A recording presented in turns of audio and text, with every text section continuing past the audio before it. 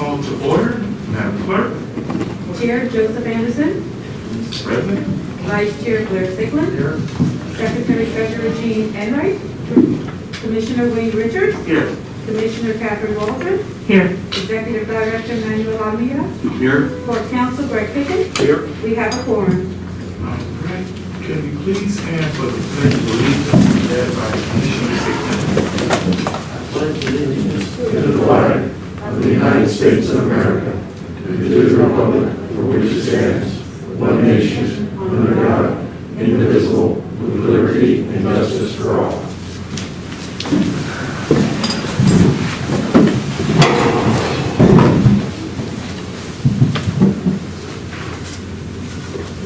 Are there any additions, deletion, and reorganization of the agenda? Mr. Chair, no, there aren't any. I will entertain a motion to adopt the agenda. So moved. Second. It's been properly moved by Commissioner Sigmund and second by Commissioner Walden. Approval of the minutes. Motion to approve the minutes. Second. It's been properly moved by Commissioner Sigmund and second by Commissioner Richards. We have presentations and announcements.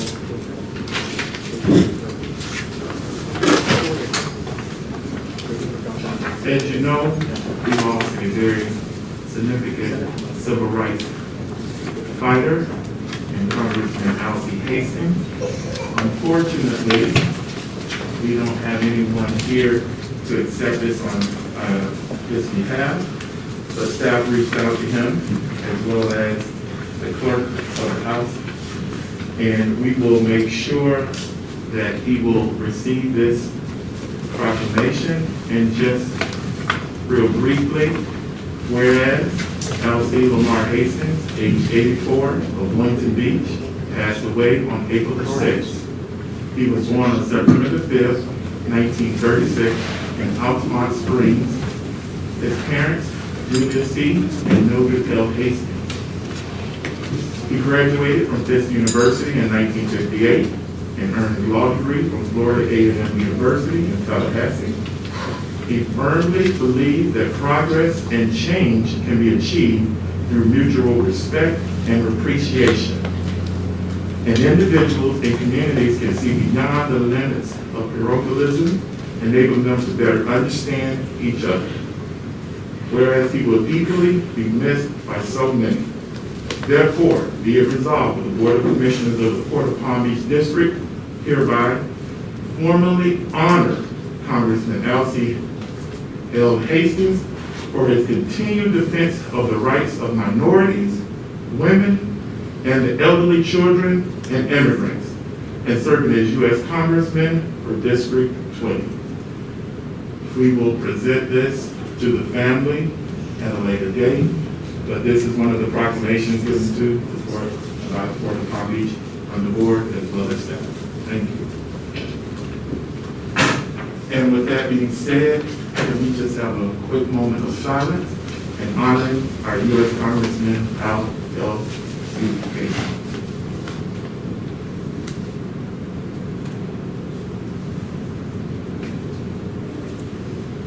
Thank you.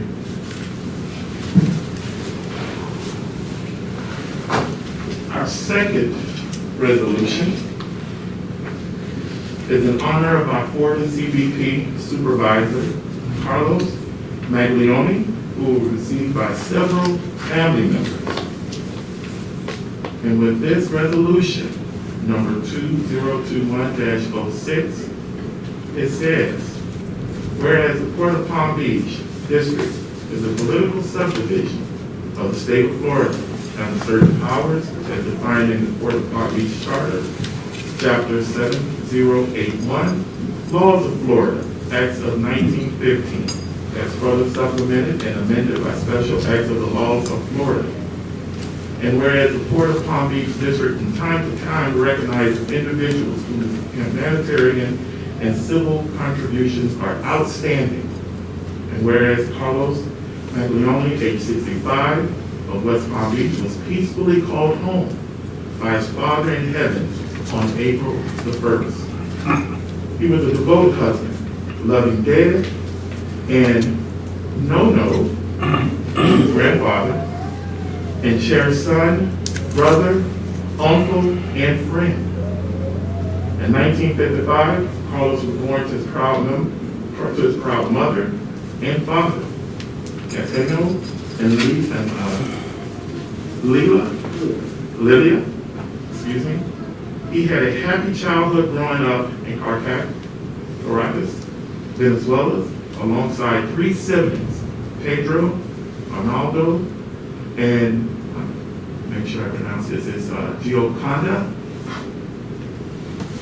And whereas his dedication to supporting his family led him to a successful 26 years career with the federal government.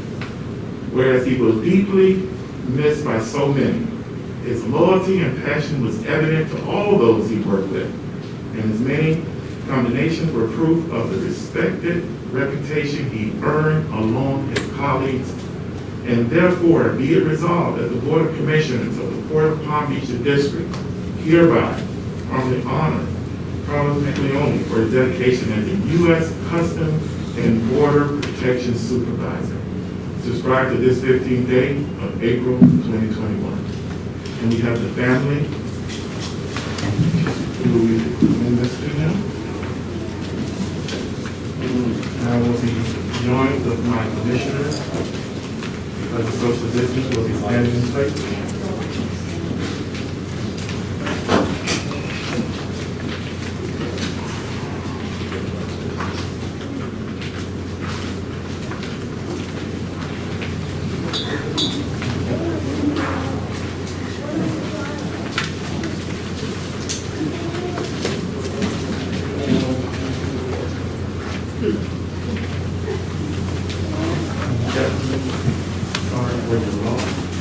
But as it is said in the old Proverbs, an individual dies twice.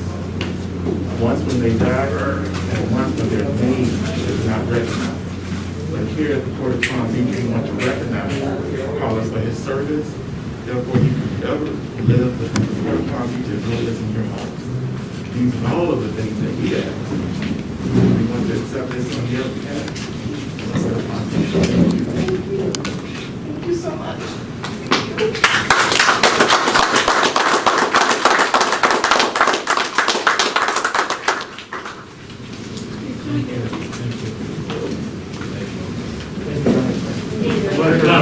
Thank you very much.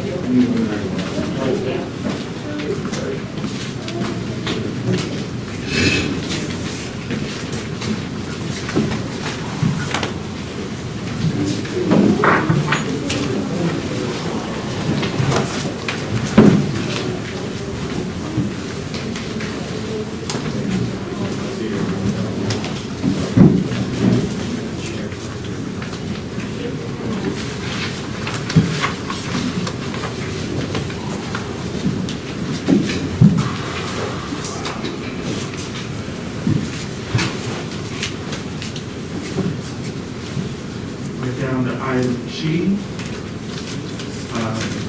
And if we can, let's call for a moment of silence.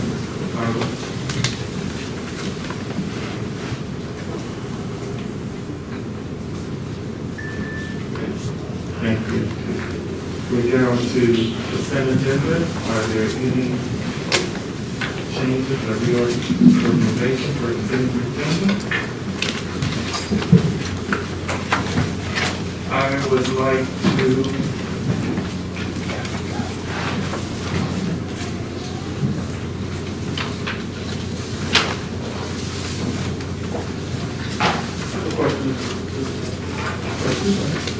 community grant, QT, how many donations to that? okay, that,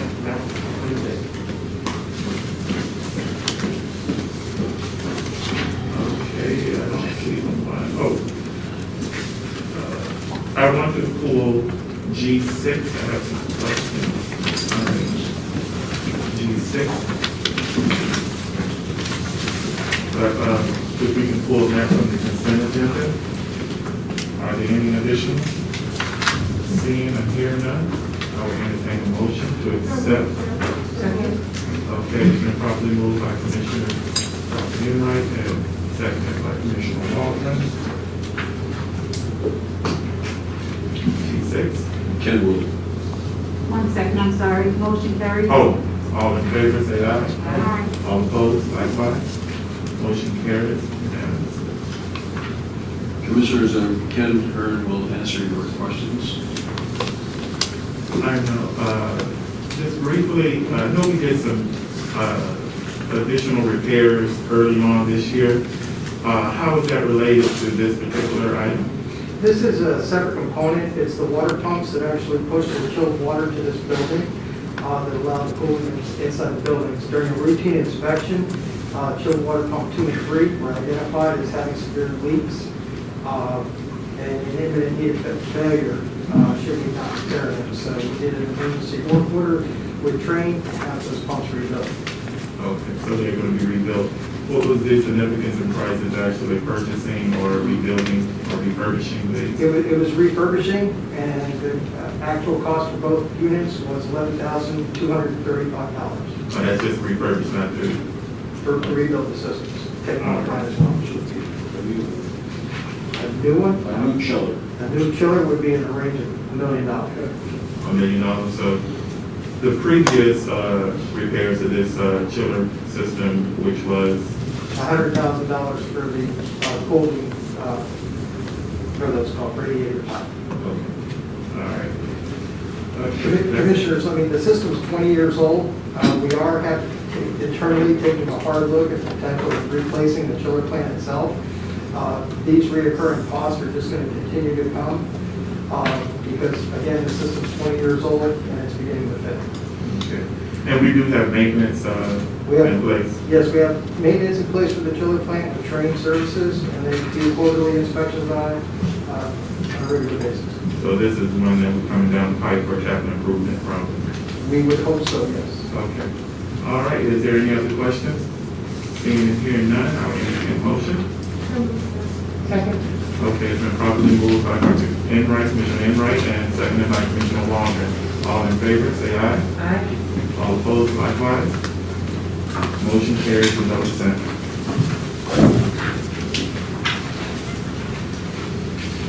Next, we have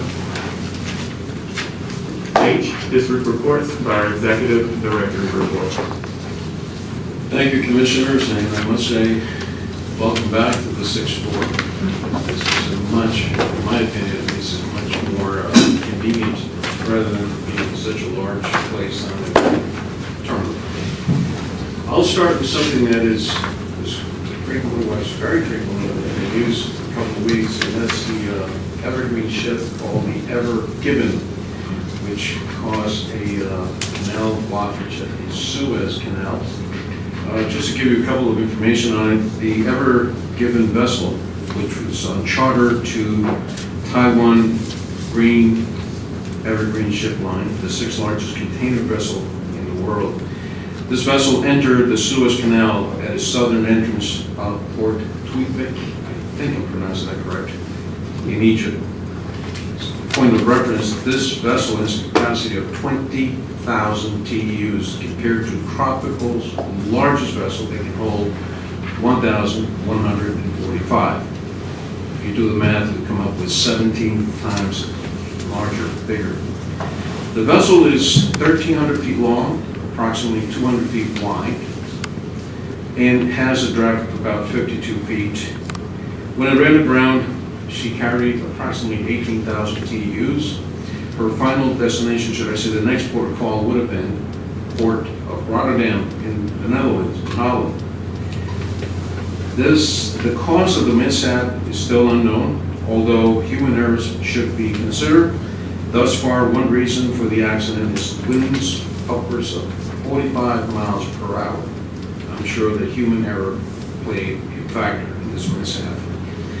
An update, the ship is still in the Suez Canal. It's actually it's located in Great Bitter Lake, which is halfway through the canal. It is expected that there will be tremendous amount of lawsuits for years to come, as you can only imagine. Commissioners, moving on to our next topic, which is update on the cruise industry. And this is an ever-changing target. As we get closer to the summer months, pent-up demand for cruising continues. We have heard that the Norwegian Cruise Line, NCL, plans to start sailing from the U.S. on July 2021. Barring that, we learned that several cruise lines started to sail from nearby foreign countries. These countries originate in the Bahamas, Bermuda, and one in the West Indies. This was, of course, initiated, and in order to bypass the U.S. CDC, driven strict guidelines which calls for complete testing of crew and passengers prior to boarding the ship. Guidelines call for the designated number of cabins on the vessel to accommodate any possible breakout of the virus or disease. There have been numerous efforts by the governor of Florida, the mayor of Miami-Dade County, and the Seaport Associations to appeal to the CDC so that cruise lines can begin to sail from the United States.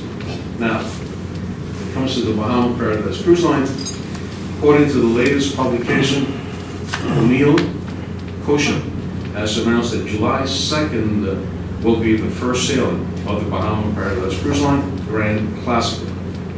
Challenges continue to be, the CDC announced that sailings can only occur on November 1st and has called for multiple types of measures, such as I mentioned before, the testing, is there enough passenger plans to, in the event that there is an outbreak on board the ship. Where there is somewhat of a rub is, of course, our governor, DeSantis, has signed an executive order prohibiting vaccine passports. So we have a meeting with the senior staff of Bahama Paradise Cruise Line next Tuesday, and at that point, we will get updates. We hope that everything works out. We are prepared as of June 1st to accommodate the vessel should it make its way back to Port Palm Beach. I'm here now, just interject this one. Is there any other measures that we need as, or that the Paradise Cruise Line has to do to accommodate for downstairs? Any modifications in order to come into compliance or mitigate any easily? That's the question for next Tuesday. The one guideline that I'm very concerned with is, according to the CDC, each line has to have a hotel, a nearby hotel, that could accommodate individuals who may have a breakout of this dreadful disease. I'm not sure if the Bahama Paradise Cruise Line has been able to accomplish that. That's big, because I don't know what will happen, and that's one of the questions for them. What will happen if the CDC comes down, and what can they do to you? They can close you down? I'm not sure what the answer is. When it comes to us, one of the questions we will be posing them is, do they need the partitions, and where are they with individual partitions? As you know, they have about 18 different ticket people that handle the incoming passengers in the cruise terminal.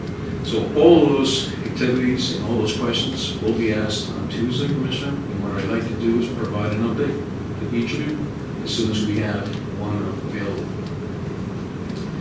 They seem to be rather excited, and they haven't told us that there are any concerns, major concerns. And right now, as he reported, that July 2nd will be the first sailing out of the Port Palm Beach on the Grand Classic. So stay tuned. We'll let you know by Wednesday. And Ms. Unger, just a follow-up. I know occasionally, when they disembark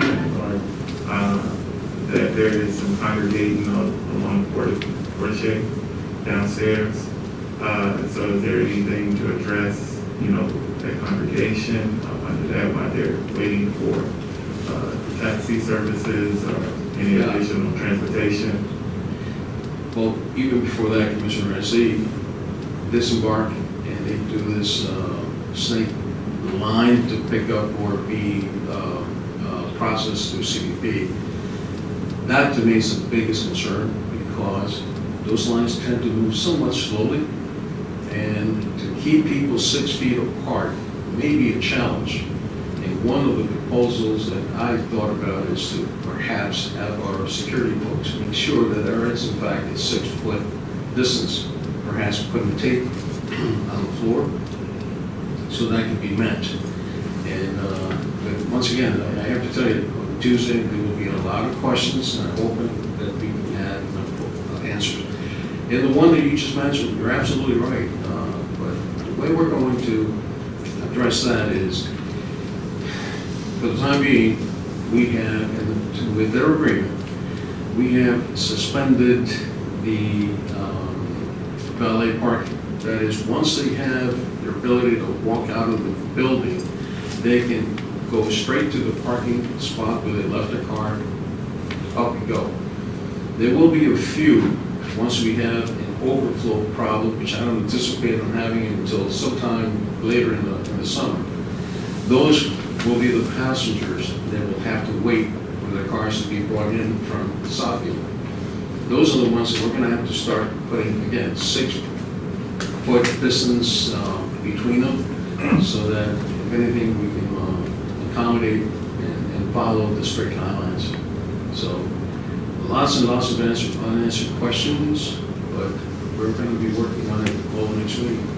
And now leads any contact tracing for staff in the event, could you also incorporate that just in case if there's any outbreak that spills over within our staff, if we needed to find out any, if that could be something that could be considered as well?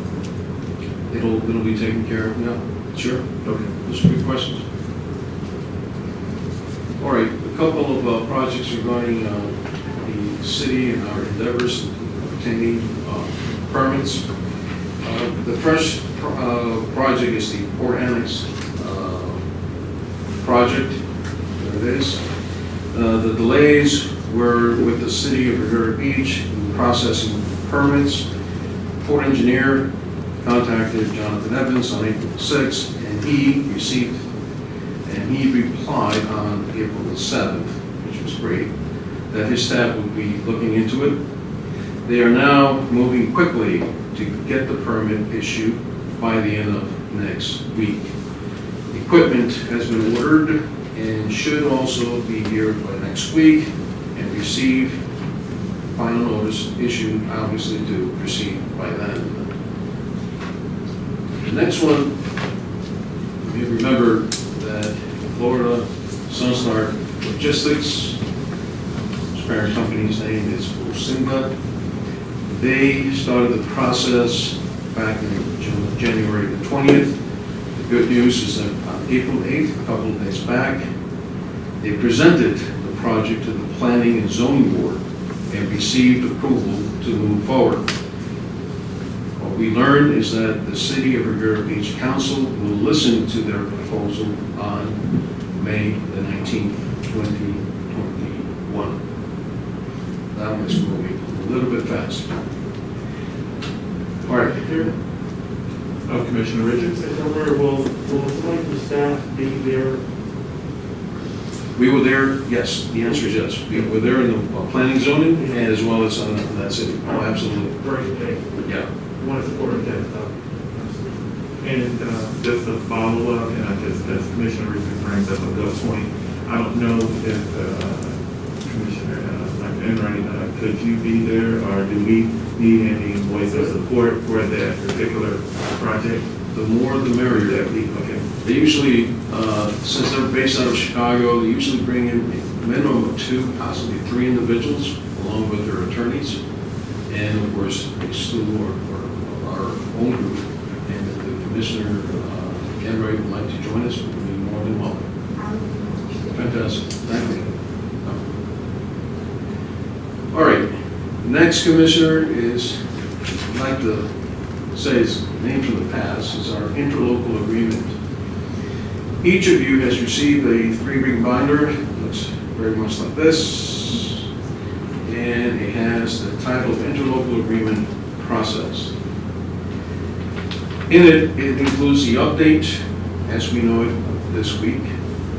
There's also a copy of the interlocal agreement, topic for discussions with the city, and some background information. The process is as follows. Of course, by the next board meeting in May, you will have updates already included in the booklet. Should you wish, leave the booklets behind. 3 ring binders, we'll take care of them. By the next meeting, you'll be able to get it back with all the updated information. Or, if you wish, you can take it home. It's totally up to you. You just leave it behind, and then we'll take care of it. Once this project is completed, we have agreed to meet at least once a month to discuss any open issues the port and the city may have. But prior to that, we have also agreed on meeting every 2 weeks. So next week, we'll be meeting with the city again. This will be the 3rd meeting. This is where we start discussing the topics, where we are and where we're headed.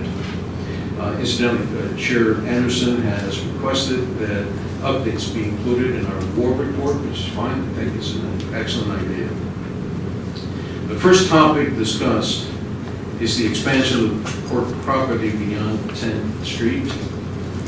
There is a conceptual agreement between the two parties, but more needs to be ironed out. The second, of course, is the stormwater fees. Just as a reminder, we pay the city $70,000 a year, and yet all of that water, stormwater, goes through our pipes right through the port. Once again, in concert, what we have agreed to, in concert, is out of that $70,000, should we incur any cost for maintenance, then they will issue a credit. Again, the concept. So if we had, like we have had in the past, some dips, what we'll call it. 59,000 in repairs in the last 16, 18 months. So out of that 59,000, once this agreement is in place and this idea is adopted by both boards, then it will be 59,000 minus the 70, so we will be responsible for the difference. That's the concept that we're working towards with the city. And I have to admit, it's really a difference in approach, difference in style that I'm used to. Jonathan Evans has actually he's probably helped us out. I really appreciate that. So once again, let me remind you, if you can please leave or take this with you. If you leave it behind, we'll take care of it. And we'll provide you with the update. Chair, I have a quick question. Commissioner Richards there. Can you go back one slide, please? I don't understand. Port, potential for acquisition. In other words, right now, commissioners, the interlocal agreement does not allow us to go beyond 10th Street. 10th Street would be that yellow line. What we're considering, and what we have talked about, is the possibility, first we asked for to go all the way up to 13th Street. However, Jonathan felt that that may be more problematic, so perhaps if we go beyond 10th up to 11th and make that rectangular zone the next, or incorporate that as part of the port zone. It doesn't mean we're going to buy all of that, but it just means that if we could in the future purchase something within that rectangular, then we will be allowed. Now, as you know, we have to be very aware of land use. Those are the little, not minor, but the little steps that we're working towards. We don't have, I'm not aware of a long-range plan that we have in speaker. Well, this is absolutely true, and as you know, this is just in concept.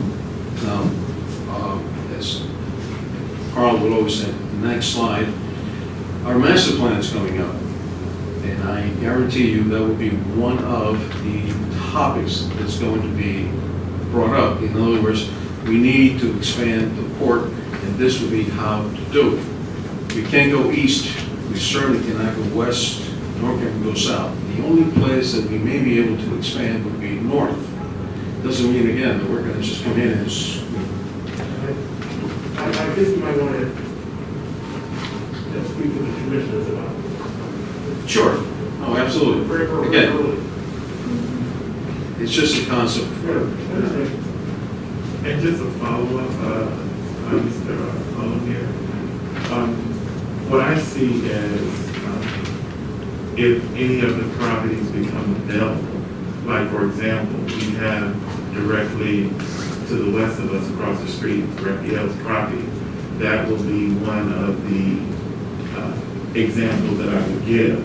And if we so needed to really expand to the north, that would be an option, but as it currently speaks now in the verbiage within the interlocal agreement, that does not allow us to.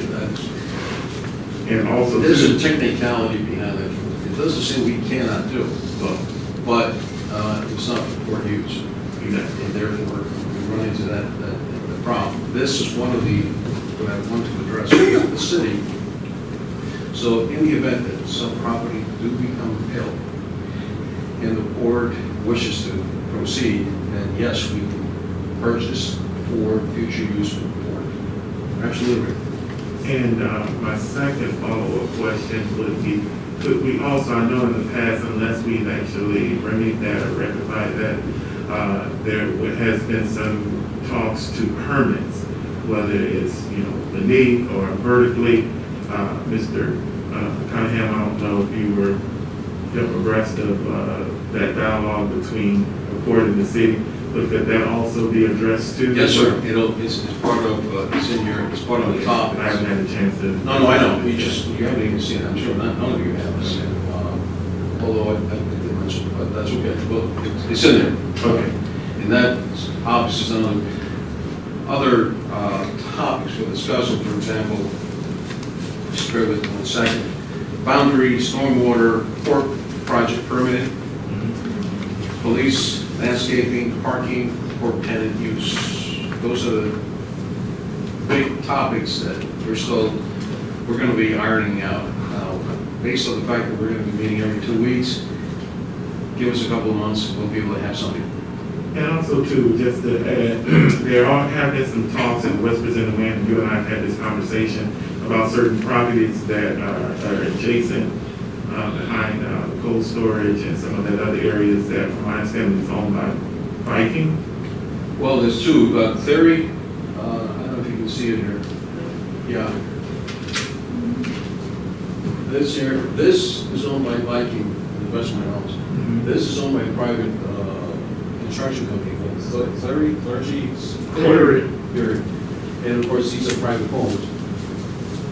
We own this. Mm-hmm. So, keeping us from doing it, is the land use. And like, we can't go beyond 10. So all these, I hope that we will figure it out in the next couple of months. And I guess this puts us in prime position if, that does become available, those lots become available, we could definitely already have the language in place or the. There's a rule of thumb in shipping, and they say you always have to go get more. If not, then you're going to go backwards. And back in my previous employer, he used to say, grab it. Whatever becomes available, grab it. It's only good for the port. One way or the other, it will be used. So, Thank you. all right. Where are we next? Okay, commissioners. Next month, this board and staff is going to be somewhat very, very busy. We have two upcoming projects. One is the aforementioned master plan, and the other one is the PID grant. March 11th, to the master plan, March 11th, the master plan RFQ was published. The next move would be on April the 11th, the PID RFP is also published. As you can see, they're working literally with the parallel tracks. Then, on April 23rd, next week, we will receive qualifications for the master plan. Next date will be May 1st, where staff completes the evaluations for the master plan. Next, coinciding on May 14th, we receive qualifications for the PIDP grant. I hope you're keeping this in mind. Then on May the 20th, of course, that's our next board meeting. The master plan presentation to the board for selection. Next will be on May the 28th, staff completes the evaluations for the PIDP. Next move would be on June the 17th, the master plan contract for approval by the board. Next move would be on June 17th, the PIDP presentation to the board for selection. And lastly, on July the 15th, the PIDP, the contract approval by the board. Question I have of you, we think we can accommodate them here in this setup. An alternative would be back down at the cruise terminal. I think we can accommodate them here. So, but need be, we'll have Plan B in place. Mr. Baker, anything else on that? All right, and then of course the travel. There is a meeting coming up in Orlando for the Florida Course Council, and then as you can see, there's yet another meeting for the Florida Course Council in August. Trying to combine them both. It is not pleasant to have back to back, as you can see it. So that would be the only planned activity that I may be involved in. Although the one in Orlando, as you can see, is on the 16th. That is the day of a board meeting or something to that effect, and therefore I will not be able to attend. So those are the only travel plans that are scheduled in the near future. Mr. Baker, I don't think there's anything else. That's it. Are there any questions, Commissioner? And before I leave again, please, don't leave. This is fine. We'll grab it. Question from the board? Okay, hearing none. Thank you. We have H2 for engineering report. Mr. Huntington.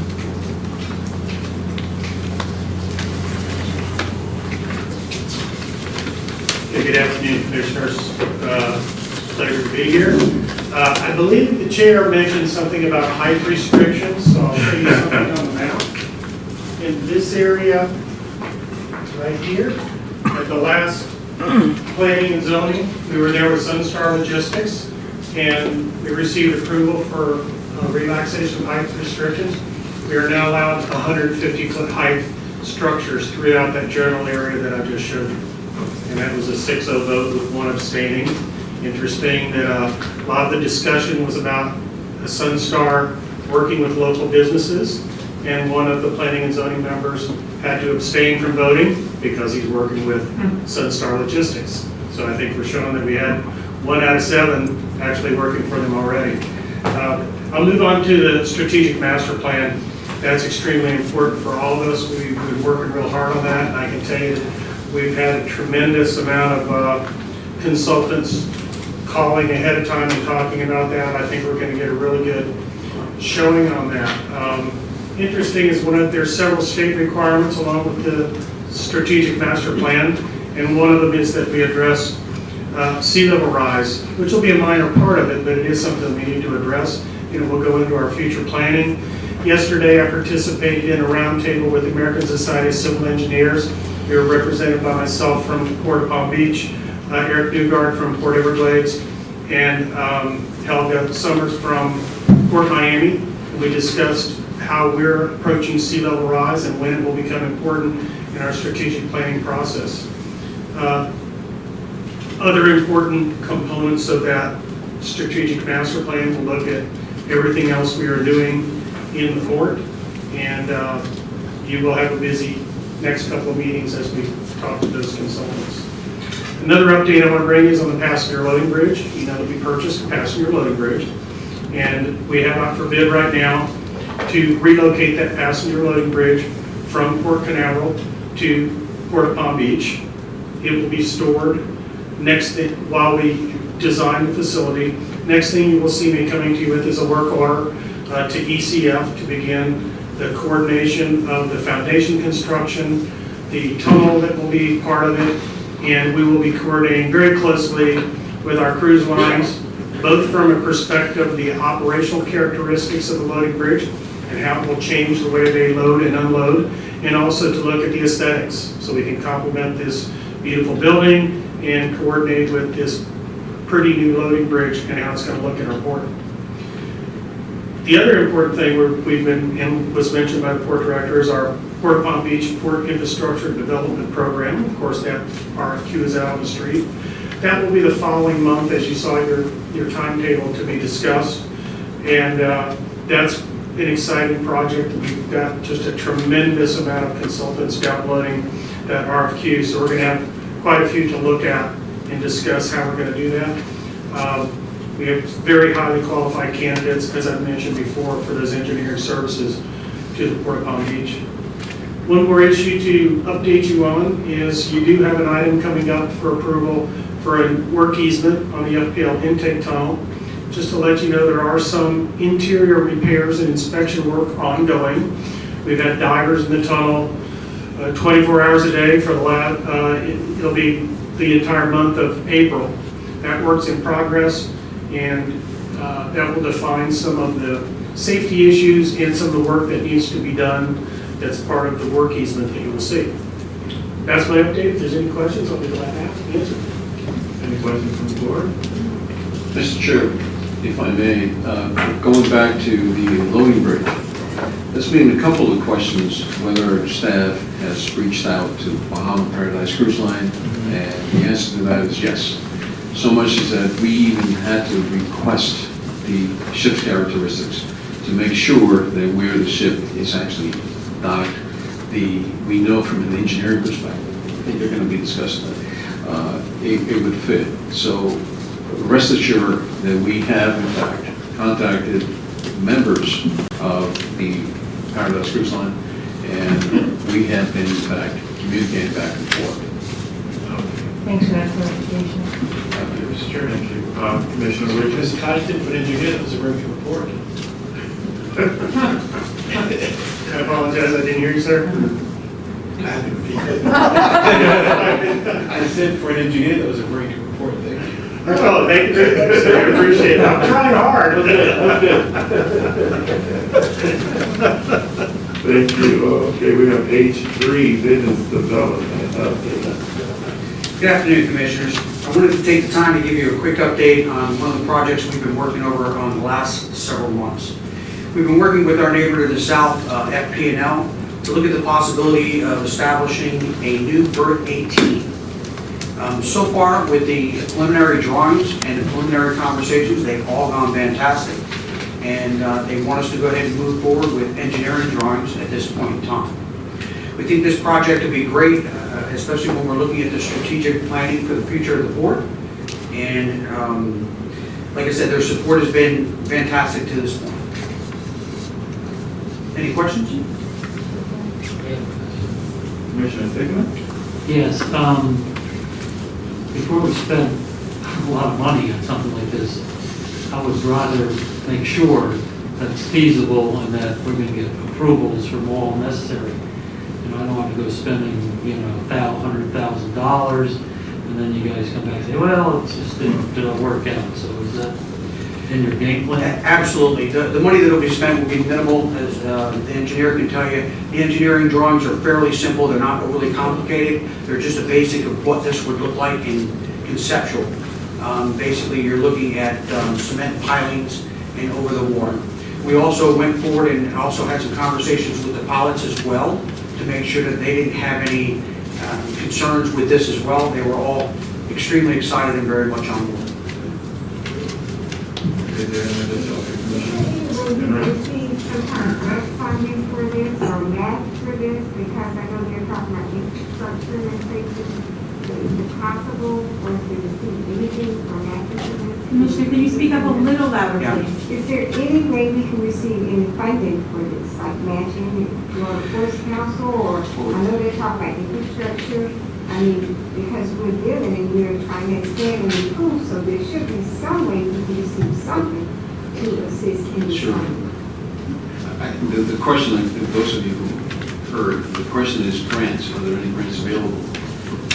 I'm here to tell you, and there should be, and they will be.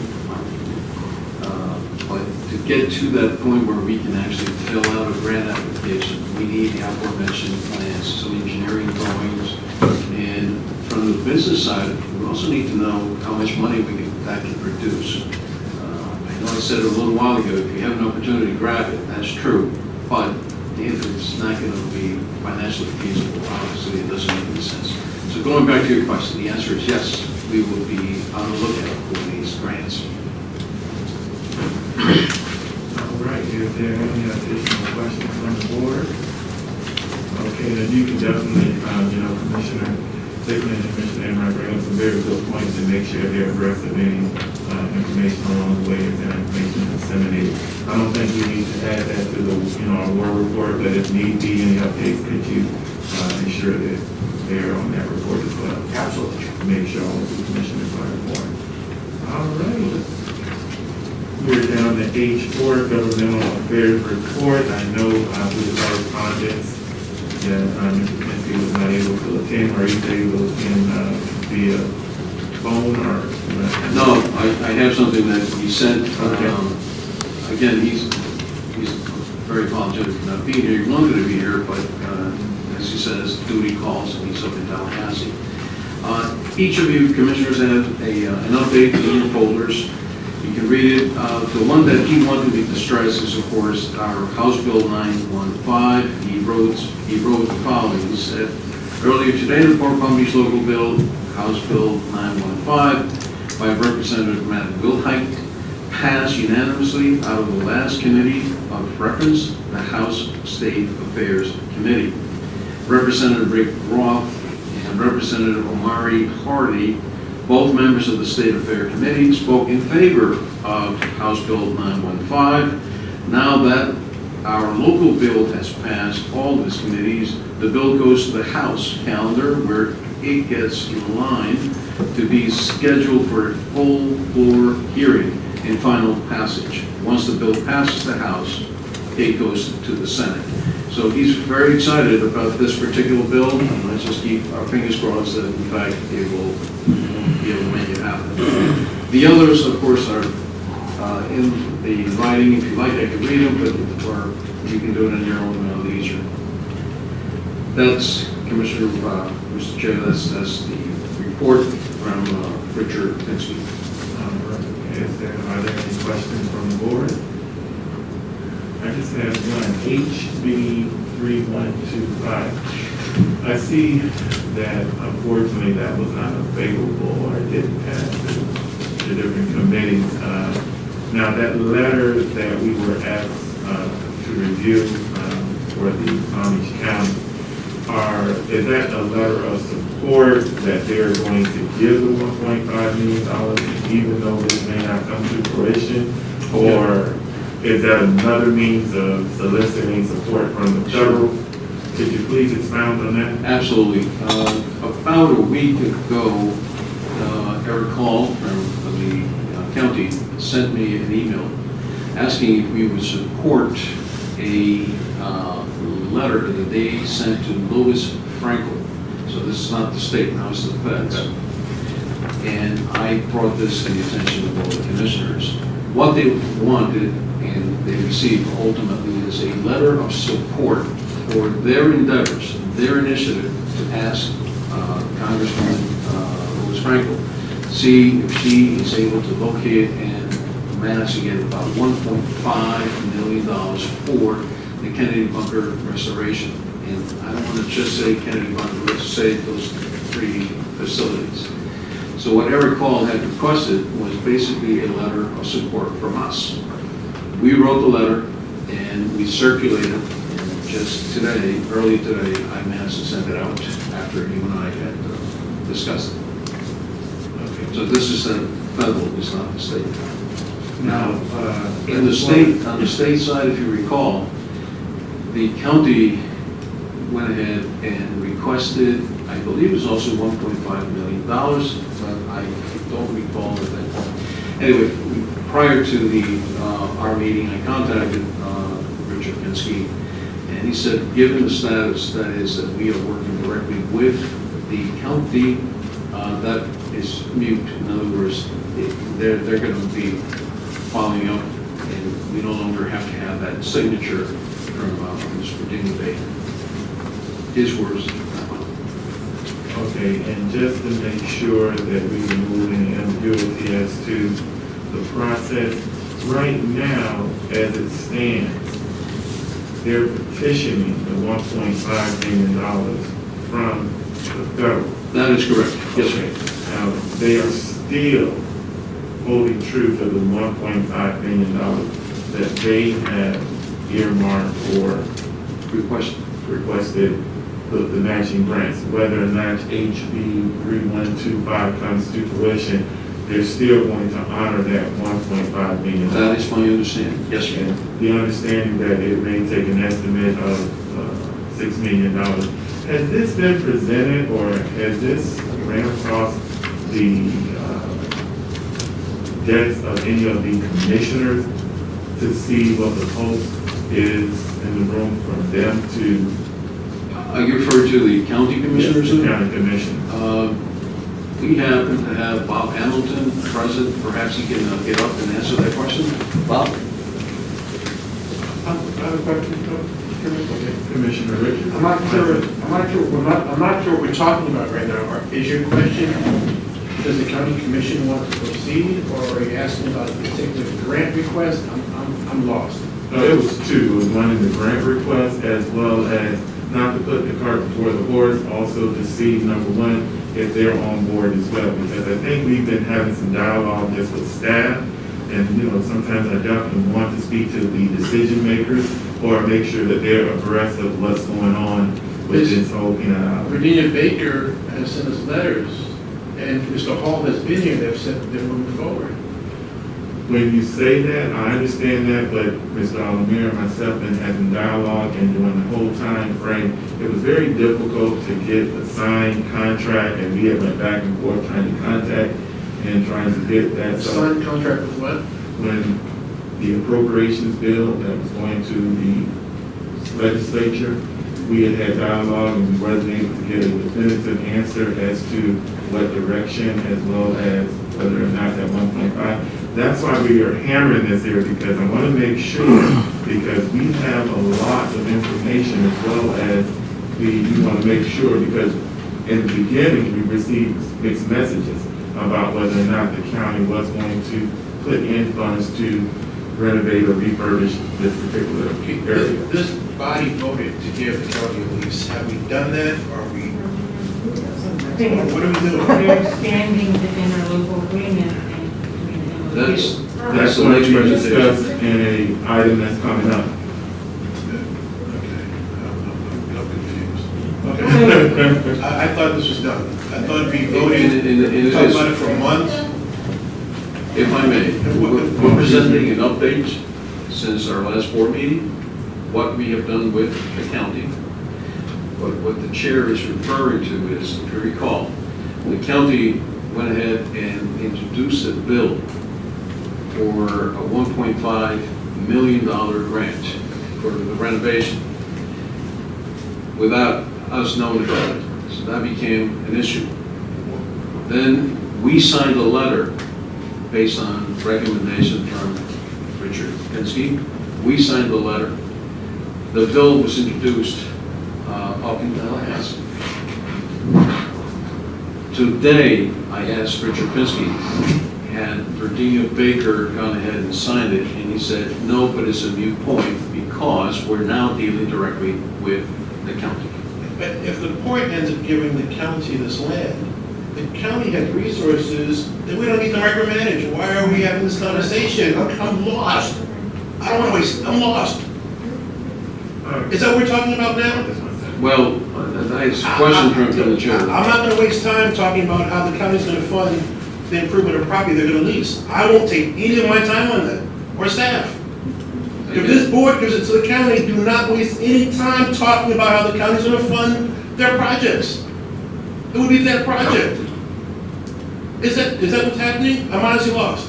I'll let the chair respond to that. Okay, Commissioner Richards, are you finished? I want an answer. Okay.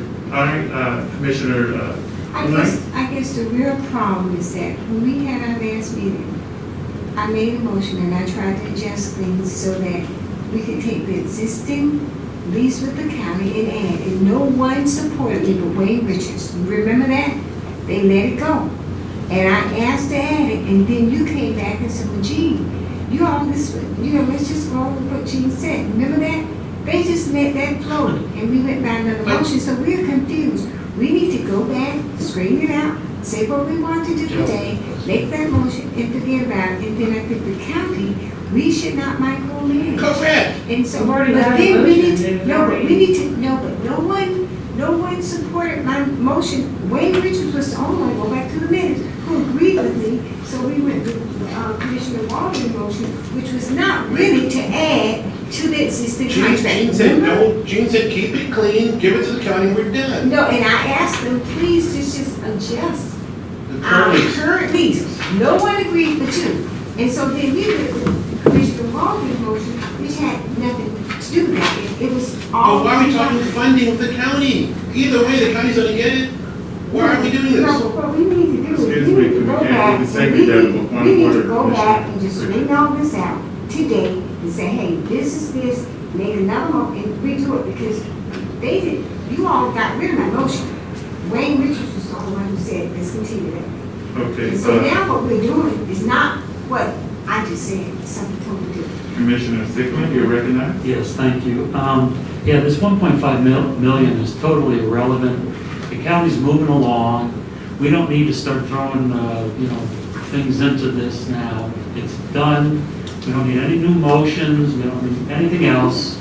And so whether the county gets this 1.5, totally irrelevant. They're going to be able to fund this project with everybody involved. So let's just keep on moving forward instead of starting to ask questions about 1.5, 1.3. Totally irrelevant. That doesn't have anything to do with the total project. So let's just keep on moving forward, and we don't need to bring it up and change anything. Everything is pretty much done.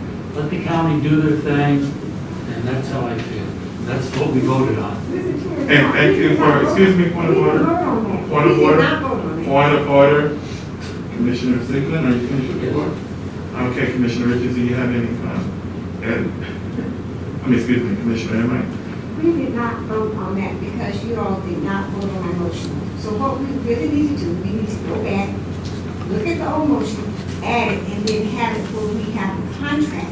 We just extend and add the other property to the contract. We never did that. So it's like we're saying certain things, but we don't have a motion on the floor that we presented the last meeting that we voted for because you already voted. Okay, You all and, voted for something totally different, which had to do with the intermodal agreement and all this and the cities and blah, blah, blah. We never straightened it out. We did not. And we need to do that today. and Commissioner Enright, thank you for your comments. And just, I'm going to respond. Commissioner Richards, I wish you would have had that same enthusiasm at our last meeting because it was a lot of questions that were asked.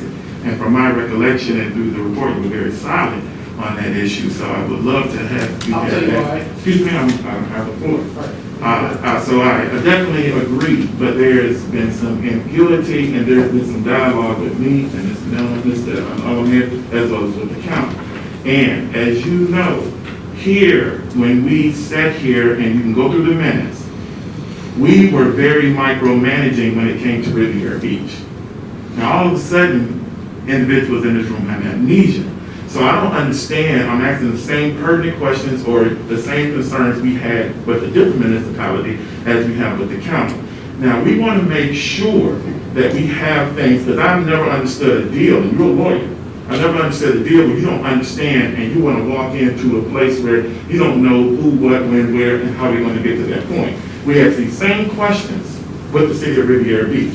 We even actually made them and ask that they have different charrettes with different municipalities and townships, and which they did. Now, we've moved on, yes, we moved on, but we have to clarify and make sure that I'm asking, because now, all of a sudden you wasn't the one that was getting those calls when they came down to the witching hour, as Mr. Alamir and Mr. Penske had with us, and we had to wait for that letter to be signed. You wasn't getting those calls, I was.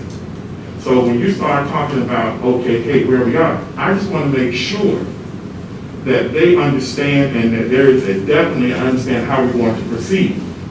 And if that was the case, we would not have under old business I-1 coming back to us just with the comments from the meetings as to action. They're still acting, staff is still acting what direction that we're going in. Let me go in for a slide. Okay, thank you. Mr. Richards. The reason I was not so enthusiastic or involved last time is because this is an issue. We're not going to, we're not going to take staff's time and go over issues that are closed. Gene is right. I actually don't believe it was cleaned up. Gene said there was consensus on this board to give it to the county. We were tired of wasting 2 years of conversation. I will not revisit what happened. I'll let you do that on your own time, not on my time. We finally made a decision, but there was some ambiguity. Commissioner Enright said, cut off the tail, clean it up, and be done. And I don't think the tail was cut off. I think she's right. But there's no confusion as to this board said it goes to the county. Surely, once you make a decision, we're not going to go back and revisit. Do they have the funding? Do they have the ability? Not on my time and not on their time. Prior to a decision, that's when you do that. Once you decide it goes to Group A has it. You've made that decision. You factored those issues into your decision making. You don't give a lease to somebody, say you're going to give them a lease, and you say, well, do they have the requisite funding? Do they have hundreds of millions of dollars of annual ad valorem revenue? You don't do that. You're going to make a decision. Not on my time, not on staff's time. We're done. Thank you, Commissioner Richards, but just a follow-up to that. Mr. Alamir, did we not vote to give it to the city of Riviera Beach first? No. Excuse me, Mr. Alamir. Wasn't a vote taken to go into negotiations with the city of Riviera Beach first? I just want to ask. No, technicality, we started with the county. But wasn't it a vote, a 3-2 vote, to go into negotiations with city of Riviera Beach? This is true. Okay, so we switched horses in the middle of the race, correct? So I'm just pointing that out, that because see, now what you're saying doesn't hold any water, because now you're saying, okay, we made a motion and we went directly with yes, but we also made a motion with the city of Riviera Beach, and that's fine. I want to make sure that we dot our I's and cross our T's when it comes to this particular property, but we know that it's going to cost $6 million to repair, in which we follow the same process with the city. Now, all of a sudden is, okay, hey, we're not going to ask any questions, we're just going to go down this, and we're just going to direct this to this particular entity, which I have no problem, but I will ask those questions because I need clarification, and I want to remove any doubt, any ambiguity how we're going to proceed, because I don't want to set any entity up for failure. And you're talking about 2 years. Yes, those 2 years did come and pass. So we're here now, and if that was the case, and if it was so clear, then staff would not put I-1 on the agenda. Commissioner Enright. Look, I just think that we need to just forget about the past. We need to clean this up, make a motion, because my understanding, I left the last meeting, did not really say it, did not really think it, that we gave the county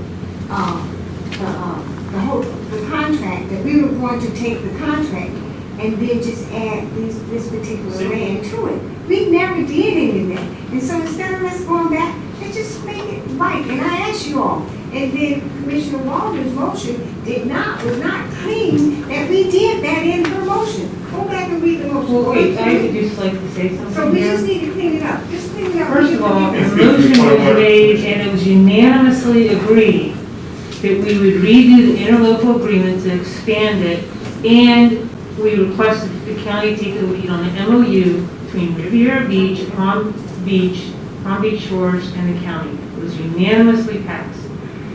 That's the first thing. The second thing is, with regard to Riviera Beach, they were given ample time to come to the table with a strategy and a plan, and they didn't. So we didn't change courses in midstream. We went with the county because they have the funding and the ability and the bench strength. And let's not forget, the city manager of Riviera Beach basically agreed the county should take the lead. So I don't see why we're revisiting it right now. It was very clear what that motion was. Okay, Mr. Commissioner Waldman, thank you for your comments, Commissioner Enright, and then we can have some Okay, brains. your motion you said was interlocal agreement. That is totally different from us saying that we're gonna go with the county, turn around and adjust our lease agreement with them to add this other land. Those are two different animals, am I right? And, Those are two different things. Interlocal agreement, you can be working with that for 20, 30 years. I've been here, I've done that. I know how that stuff goes.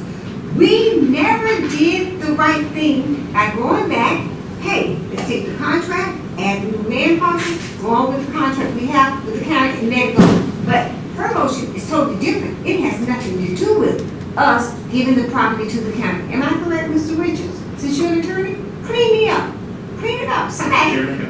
And just, Commissioner Well, Enright, maybe just we a should be clarification, excuse me, just a clarification, when we say give, it's basically just to include it in their lease. It is not just, I just want to make sure that we have It's that. not I deeded. understand. Yes, want to make sure it's not deeded. We never did that. Her motion has nothing to do with that. Am I correct? Commissioner Am Enright, I you wrong? complete? I'm right. You're right. Maybe you should hear Richards? from Mr. Pickens.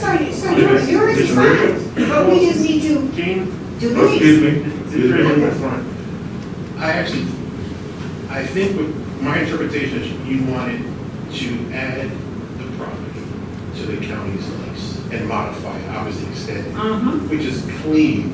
What you're suggesting, and I agree with you, is a cleaner solution. Has nothing to do with what And Commissioner Walden said. That's not interlocal totally does, different. we have spent years on We will interlocal. be 10 more years. So I think the intent had some overlap, but I like your idea of clean and direct. And then we will work on Commissioner Walden for the interlocal agreement, but we will be still going to take this here, what, the Peanut Island district. Okay, can we hear from, The attorney, well, Where do you want to hear from? I guess he was gonna mention something or address the board. Thank you for coming tonight. Good afternoon. For the record, Bob Hamilton, Director of Park Development, Palm Beach County Parks and Recreation.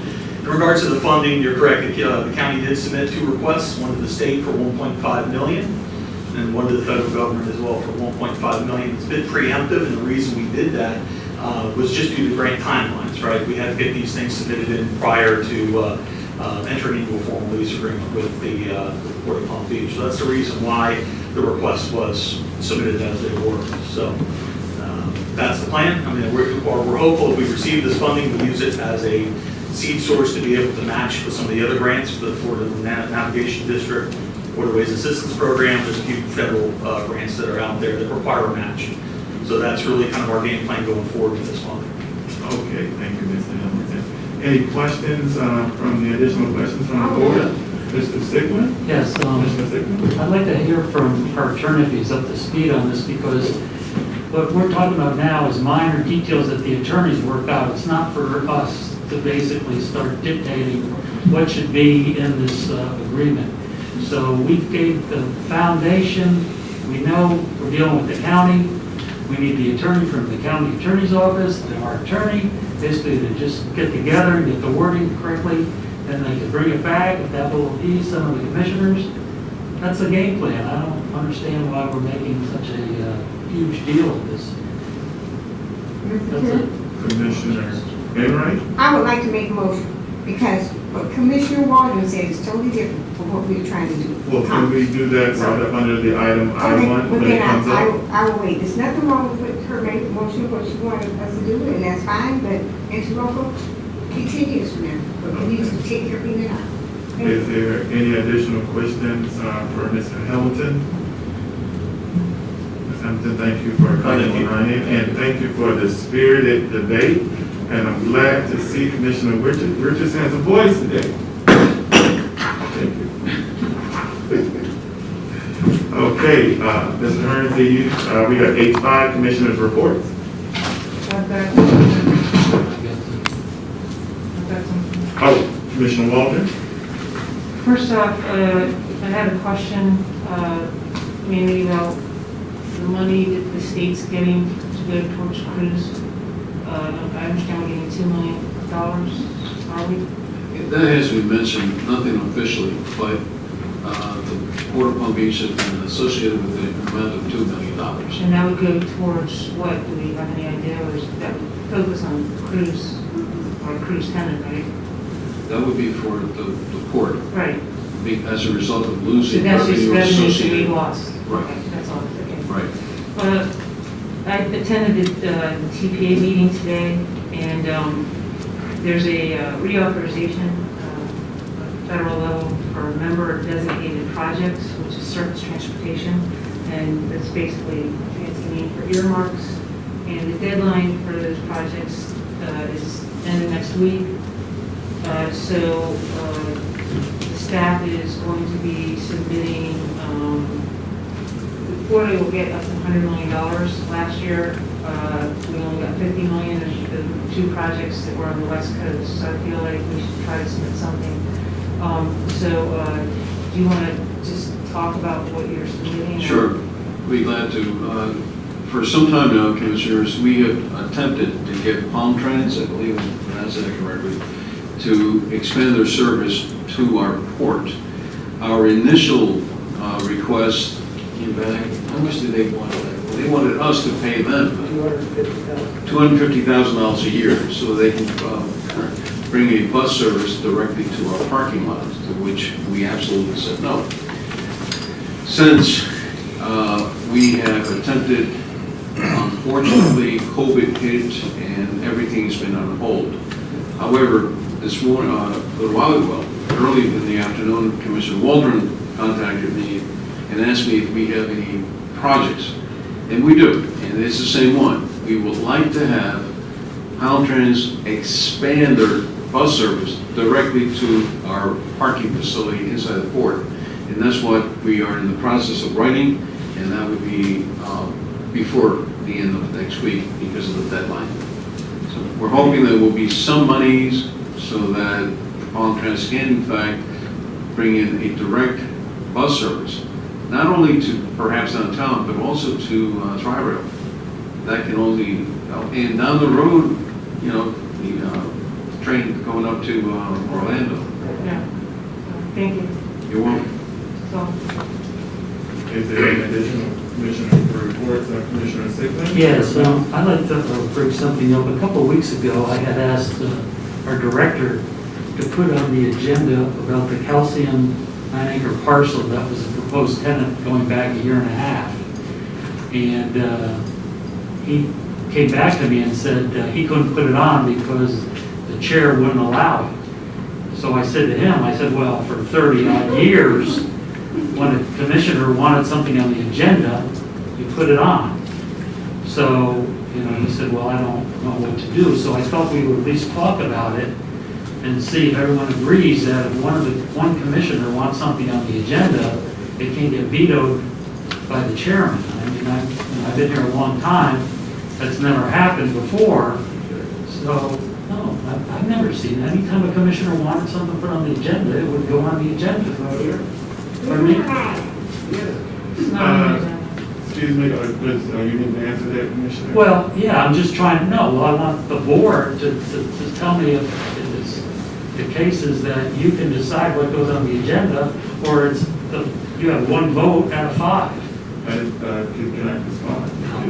Absolutely.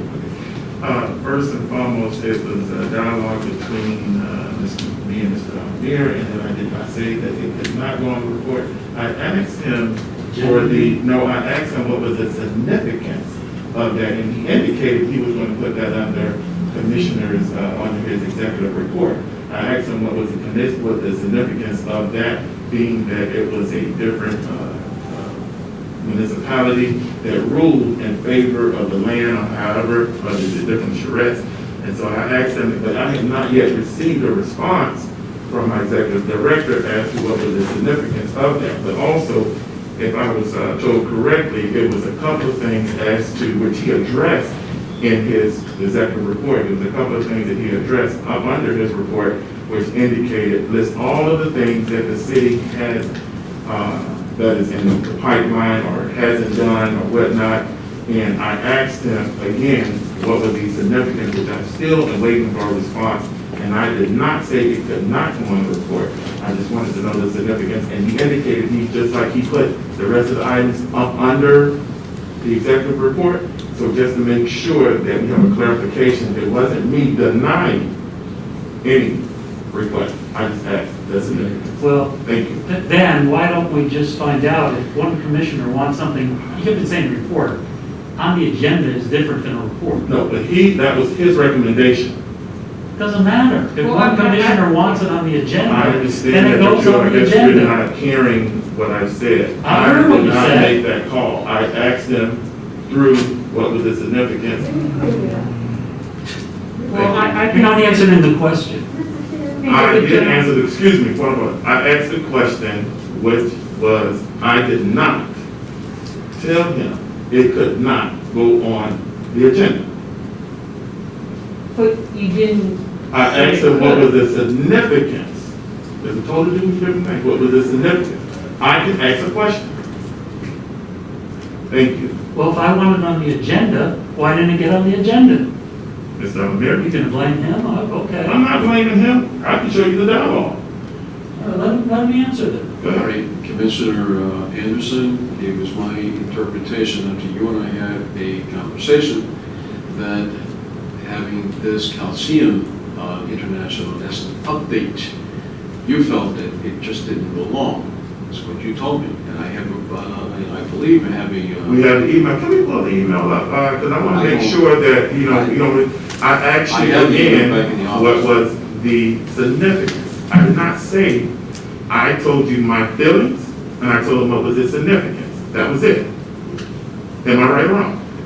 Commissioner, with all due respect, I believe I heard... You said your interpretation, but I'm going to ask you a direct question. I don't have the email in front of me, Joe, and therefore I can get that for you by tomorrow, and you will see, plus the fact, if you recall, you said, this is a slap in the face. And I told him, I don't know why the commissioner is asking for this. And you said, well, no, it's not going to go on, and you can, in fact, put I that did to the not previous say one. that, and it's mighty funny that you can recall certain things. Is there any correspondence that I said it was happening? At this point, I don't know it, but I Please produce that, because what you're doing now, and, you know, not to air any dirty laundry, but what you're doing now, you're demeaning my character. No, sir. Yes, you are. No, Commissioner that may be Richardson. your interpretation. Well, Gene's hands, I'm sorry. Excuse me, I just want to, let's just change the subject and take care of 2 points of business. I guess what we can do is, I'll make a motion that from now on in, if a commissioner would like to add something to the agenda, then it is a yes. I mean, we don't have that many things on the agenda as it is. Let's get real. And even if we just discuss whatever he or she wants to add, then I would like to make that motion, Mr. Chair, if possible.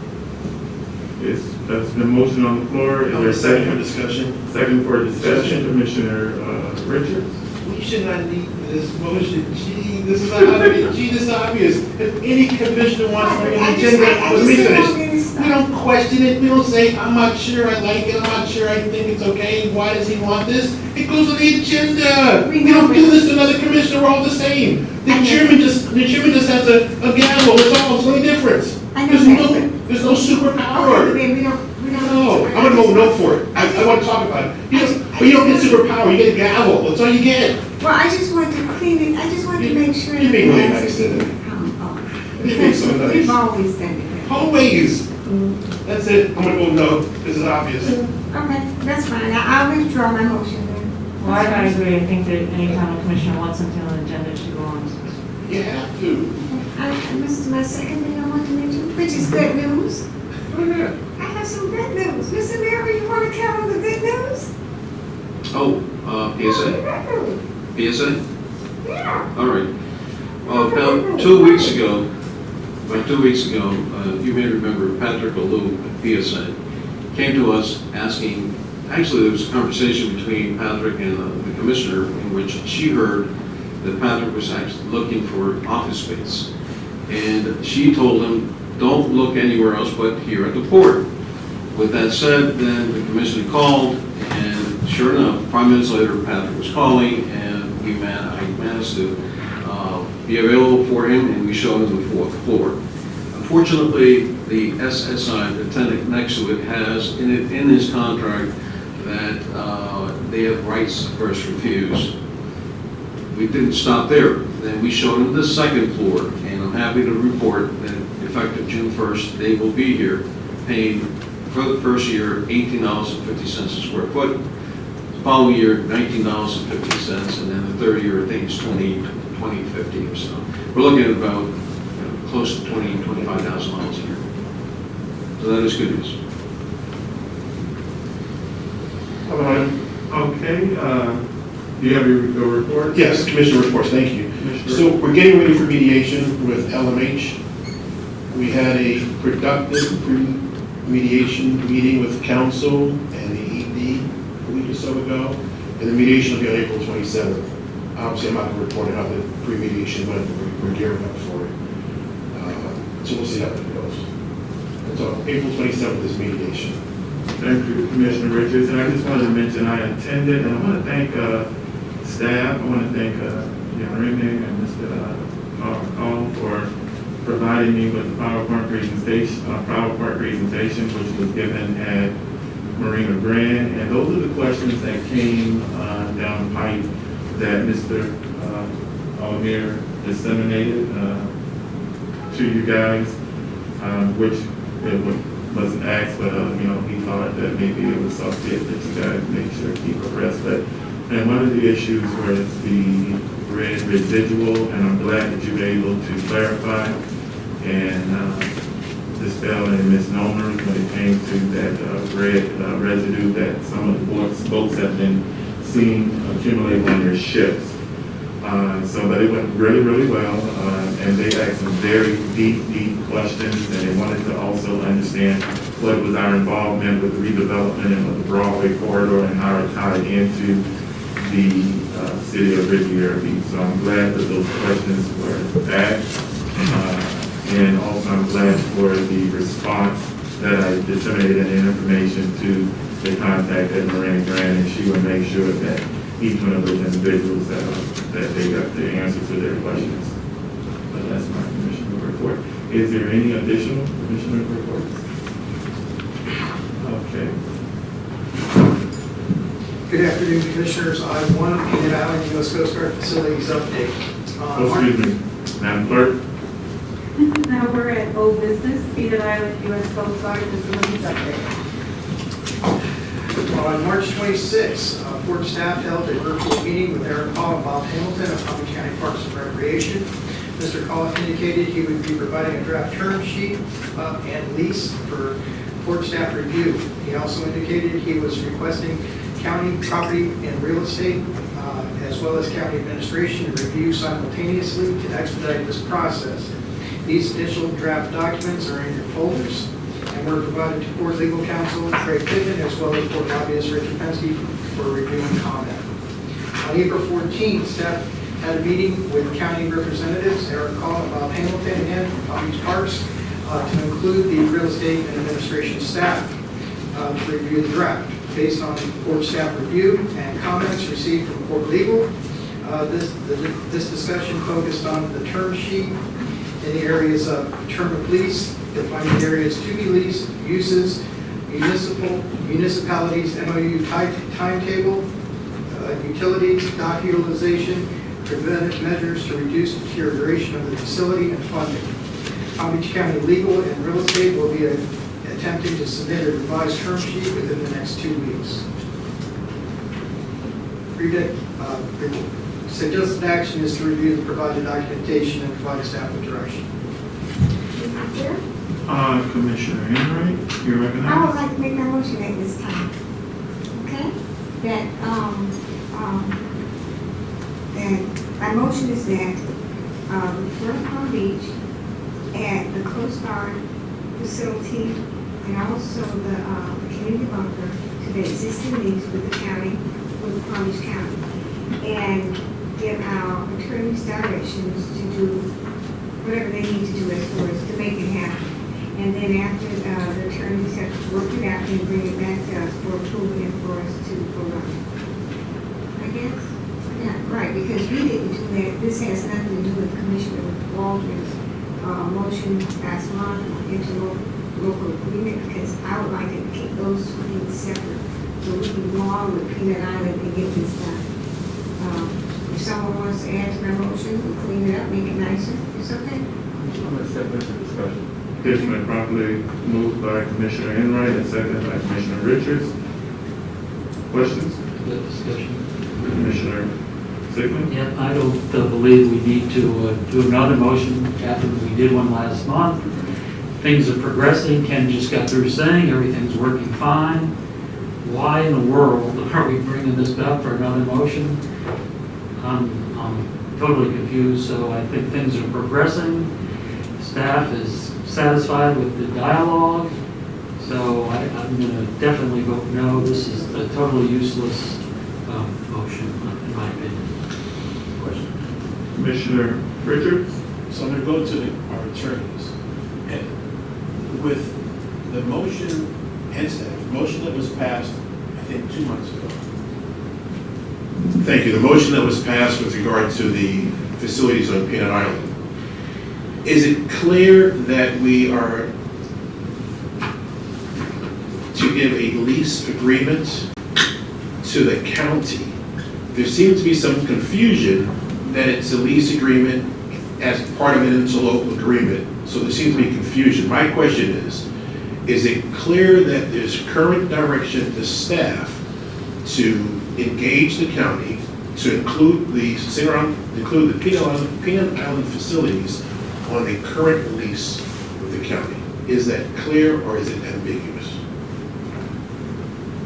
That can be, I'll go to Mr. Payton, we pay him big bucks, so we'll go to him first.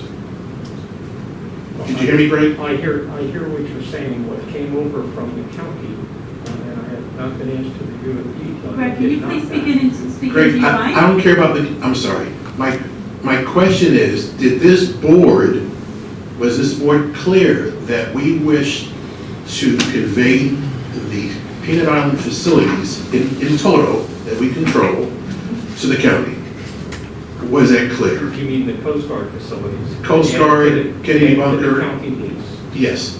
My question, was that clear? Yes, however, two things were said. One, that there would be a lease. Two things were said. One was that there would be a lease and that there would be an MOU between the Does if the MOU is delayed or does not happen, does that impact the lease? The ability to go forward on the lease? It was my understanding that it impacted the court's, that was a condition of the court's agreement. I agree. That be done. I agree with her. That the way it was worded, it was a condition that we shall do A and B. And what Gene is saying, let's make sure we do A, clean. Right, but the MOU can happen at any time. It doesn't have to happen with the lease. Yes. So, A condition. well, that was in the original motion. It was an MOU. And so, you know, that's my opinion. I think as long as we're going to do an MOU eventually, but let's get the lease done. And then when it's time, we'll do the MOU. I don't. But they were together. Excuse me. No, they weren't together. May I finish? Hey, Blair, Excuse me. Let me finish, Commissioner Richards. Blair, I think it was confusing, and I think Greg just said that it was a condition. And that's what Gene is saying, and I'm saying the same. It could be viewed as a condition, which means you have to wait for the interlocal to occur. I don't want to wait. I don't want to talk about this no more. Quite frankly, I want to be done with this. So I'd rather have a clean motion that says it gets added to the county lease. Now, we know the county lease expires, I think, relatively soon, 2024. So her lease, her motion is to make it clean and add it to the current lease. Your counsel just said it is a condition. Commissioner Richards, are you completed? Thank you. Okay. Yeah, but I think this is something, not for our commission, it's for the county attorney and our attorney to negotiate this out, instead of us throwing something into the fire here that we don't know if it's the right thing to do or not. That's what we pay our attorney for. That's what the county attorney gets paid for. So why are we, trying to negotiate something that should be a legal matter between the port and the county? Mr. Chair, Excuse me, are you finished, Commissioner? we're not trying to negotiate anything. The only thing I'm trying to do is separate the interlocal agreement from Peanut Island, and now they're together. So all I'm asking is that the board consider adding the Coast Guard facility and the kindergarten to the present lease with the county. Our attorneys can work that out, however, and they bring it back to us for approval. That's all. Then as far as the interlocal agreement that Commissioner Walden talked about, we will work on that. But now how they are there, one is continuing on the other one, and they're simultaneously that we have to work together. So I'm just asking us, we can just vote to split it up and make it a clean deal, and that's it. That's all. And that's what I asked before. That's all. Commissioner Walden. Okay, so the motion there wasn't a contingency in my motion. That's the first thing. The second thing is my concern here is we're revisiting a vote we took last month and reopening it. And I disagree with that. I don't like the precedent. So I'm not voting yes, I'm not voting no, I'm just not voting, I'm not going to participate in this because I think this is wrong. We're not reviewing. That's it. I said it, just stop.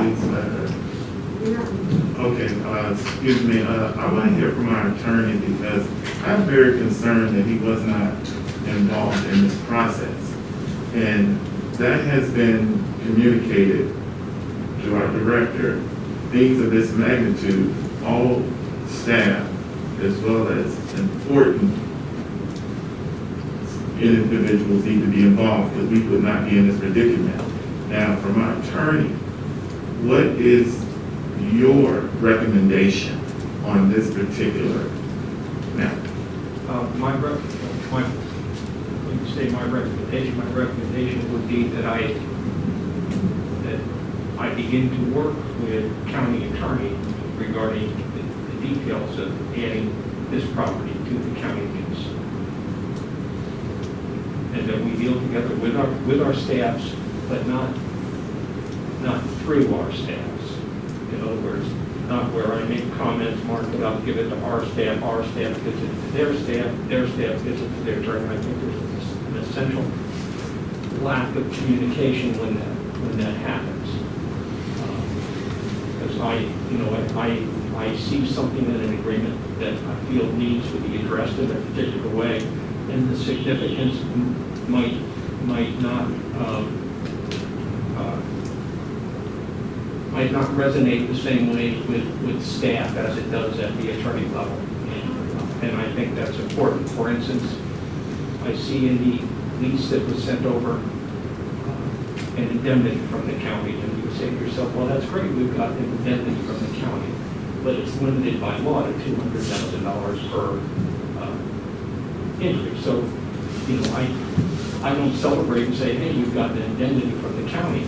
I say to myself, we don't really have an indemnity from the county because just about any accident costs $200,000. So those kinds of things don't really get, I don't think, communicated properly or negotiated properly at this level. When once you've got to a basic agreement, which I think has more or less happened, and I think I'm not saying it's left to the attorneys to negotiate, but I think the attorneys come back to staff then and say, here are our open issues that we need decisions on. Okay, just as a follow-up, and prior to me getting to Commissioner, but as a follow-up, what is your opinion on this particular motion in which decoupling this from the original motion? My opinion regarding what the motion was. This current motion that's on the floor. Of course, I have, I've read it and I've discussed it with Mr. Almira, and it says that there are supposed to be two things. And it says that, addition to the lease and the MOU. So it started out and or. MOU and/or addition to the lease. And then that got changed and the "or" came out. So I see that both those things are important. Now, if you do the lease and then somewhere down the road you do the MOU, well, my understanding of the port wanting the MOU was that it wanted to make sure that the surrounding communities, including the city of Riviera Beach, had a seat at the table in determining the future.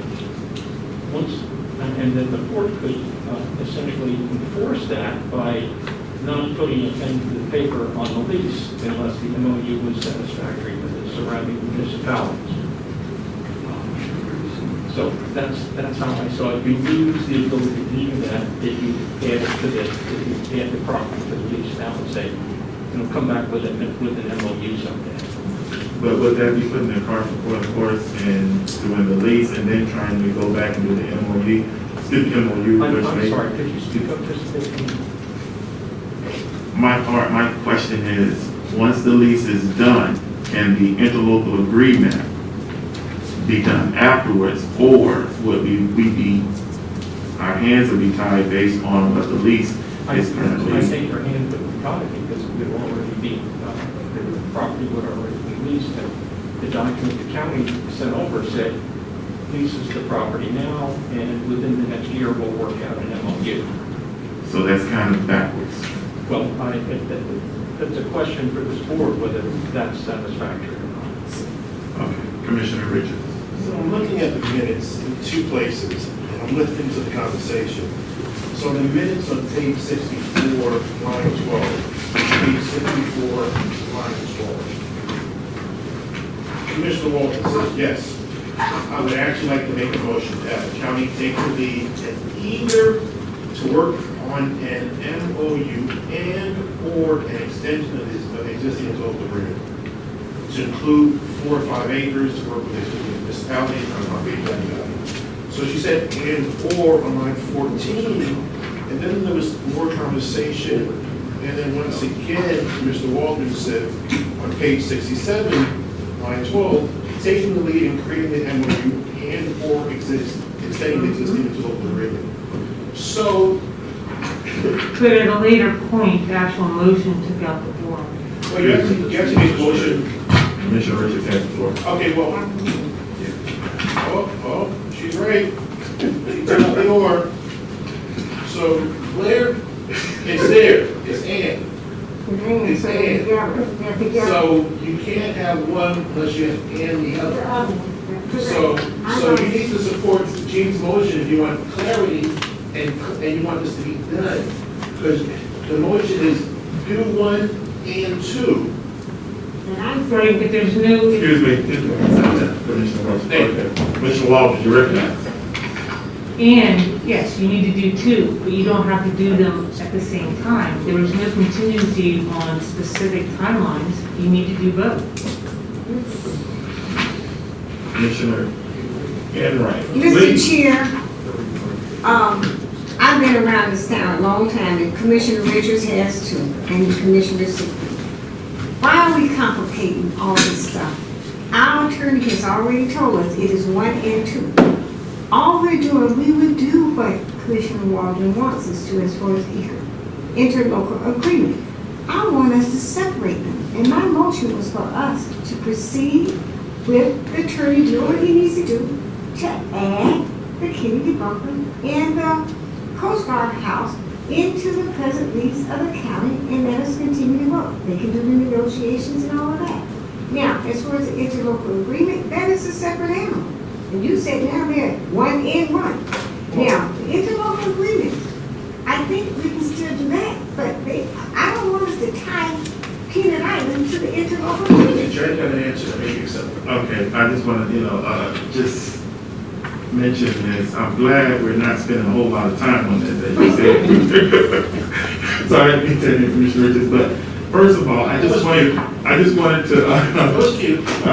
to make sure that my initial concern is, do we need to put the interlocal agreement first and then the lease, or the lease and then the interlocal agreement, but it will definitely, as you mentioned, it will prohibit us from adding certain things based on the lease. Now, I do agree that we maybe need to, but if it doesn't make sense in that order, then I can't support it. I want to be on the, record to stating I want to do certain things that are actually recognized and also the opinion of our legal. Commissioner Richards. I think four of us, maybe five, are saying the same thing. I think four, maybe five want the same goal. Gene is simply trying to provide clarity. I understand you don't want to reopen, who knows what may happen. So I would ask the maker of the motion to kindly amend it, just to say that the previous motion stands, however, the two items may be separate. In other words, you can do one and two. And they're not Well, that's together. already what it says. It's not contingent. I think Commissioner it's Richards, are you completed? No, I think it's like chicken soup. If it provides some clarity and you cannot you're not going to reopen it and revote on the main matter because you're worried something may happen, there's no reason to. Well, look, Commissioner Waldron, you recognize? Just want to make sure this is what the court required, make sure she. I want to go to the park and have ice cream, okay? I can go to the park and have ice cream a week later. If I say I want to go to the park, provided I have ice cream, then that's a contingency. But an and is not a contingency. It's just two things that need to be done. Period. Commissioner Waldron. Our attorney did not say that. Am I correct, Mr. Pickens? He told us, according to what he has read, and he's our attorney, what did you just say? That you have to have this and that. So what I'm trying to do is, this is simple. Just separate them. Hey, do it whatever. Separate them. But our attorney said, And is separated. look, our attorney said that one is continuing on the other one. Am I correct, Mr. Pickens? Say what you said before. Just tell us. What did you say? As a practical matter, you lose all ability. As a practical matter, you lose all ability to compel an MOU or the terms of an MOU if you lease the property first. So, for instance, Mr. Waldron, if you were to get to the park and you say, great, I'm at the park now, I want my ice cream, and someone gives you a tablespoon of ice cream, you say, whoa, wait a minute, how does it, whole ice cream cone? Well, you've lost your ability to get the ice cream cone, which is what you were expecting. So that's how I took the motion. Now, I'm not the final arbiter of what the motion says. What would make the most sense to me is that the board could decide what they want to do about it. It would, I think that from the legal side, I think I can move forward with discussing the terms of the lease agreement with the county, because there are going to be items that come back to the board, and then you can decide at that time how you want to handle them, including whether you want the MOU to be agreed to before the lease is signed, or give the county a year to work it out. That'd be up to you. Okay, we have Commissioner Sigmund, you're recognized? Yes, thank you. I totally agree with Catherine on this. Remember, it's not just Riviera Beach for the MOU, it's the town of Palm Beach. So if there's no rush that we have to get an MOU done at the same time as the lease, that's going to take a lot longer. We need to see what comes about on the lease. Then once that is done, Palm Beach Shores, the town of Palm Beach, the city of Riviera Beach, then they're all going to be interested in the MOU. So it's impossible to, do them at the same time. We do what Catherine's motion said, and then, eventually we'll do an MOU. Everybody knows that the three entities are going to be involved, so that's the end of the story. I don't understand why we're bringing it back up again. It doesn't make any sense whatsoever. Mr. Pickens, I have one question. Is there anything that we could put, because, it's one of the things, I don't want us to lose our leverage as well as lose our position, and you mentioned that it may, our leveraging because not having that MOU or interlocal agreement. So is there anything that we could put in the, I guess when you're reviewing the documents or having the dialogue with the county, is there anything, and hopefully they can bring us to debate all of the consensus, that we can put in there contingent on the MOU or interlocal agreement, or if anything that we can need to change, that the two would marry or mirror each other? Is that, pie in the sky, or is that something that can get us on the same page? I don't know that that was just the motion that was made. So, I'm just stating from a point that we don't want to give up our leverage, because the way it's stating now, if we go with the lease, it's really, it would hinder or hold our hands based on the MOU. Excuse me, I think if you leased the property today and said, come back with an MOU in a year from now, I think you would lose your leverage. I think you would lose your negotiating position. Now, I just want to make sure that our board understands that, and it's at the pleasure of the board. If you guys want to, but this is the advice that we received from our legal. Mr. Richards. I move to rest. Chairman just made the whole argument. Blair, Catherine, do you want to open this up a year from now? He just made the argument that he can come back. He wants people to come back a year from now if the MOU's not there. I don't want to revisit this. We brought this up 2 years ago to be done with that property. If you were listening, he just made the argument. I'm done. Please call the question. Excuse me. Look, my concern is this, and I've been around a while, the way it is too. And when we get to MOU, it becomes something else that you all do not want to go through. So at the end of the day, I would like us to separate this. Now, Mr. Pickens, in your opinion, is it okay for us to make this motion that we separate the two, and then we have a motion that you heard the motion I made? Is it advantageous for us to go on with my motion, pass the motion, and then we can always work on the MOU? I mean, it's out there with the city and with the cities. Wouldn't you think that's the best way we should go, or what you think? Time together, separate. I mean, I need your answer. It's totally up to the board whether they want to. But what would be best? What would be in our best interest? You've been around like us. Right now, they are tied together. Okay. In some way, but whether it's MOU, whether it's lease first and MOU. But we're tied, so we need to untie. But they are tied together. If you want to separate them totally, you could do that. That wasn't the motion. I don't think that was the motion that was made. But don't you think that's in our best interest if we separate them, since you've been around as long as I have? We know how things go.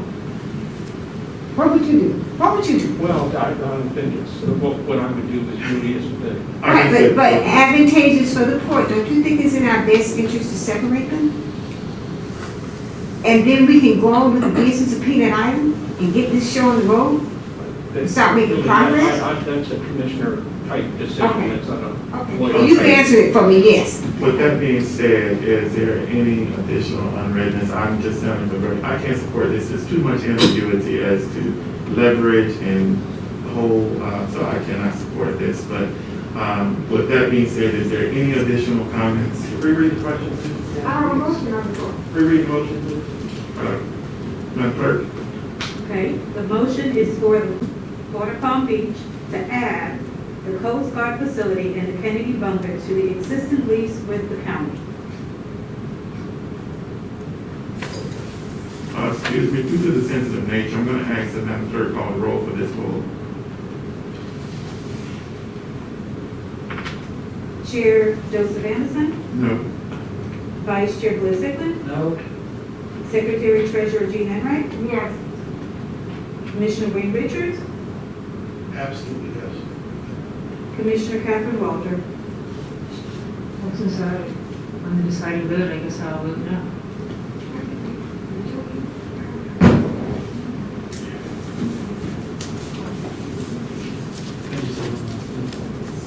Oh, we're still waiting on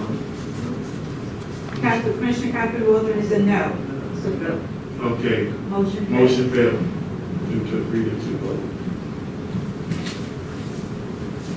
With that being said, Is there anything else concerning I-1?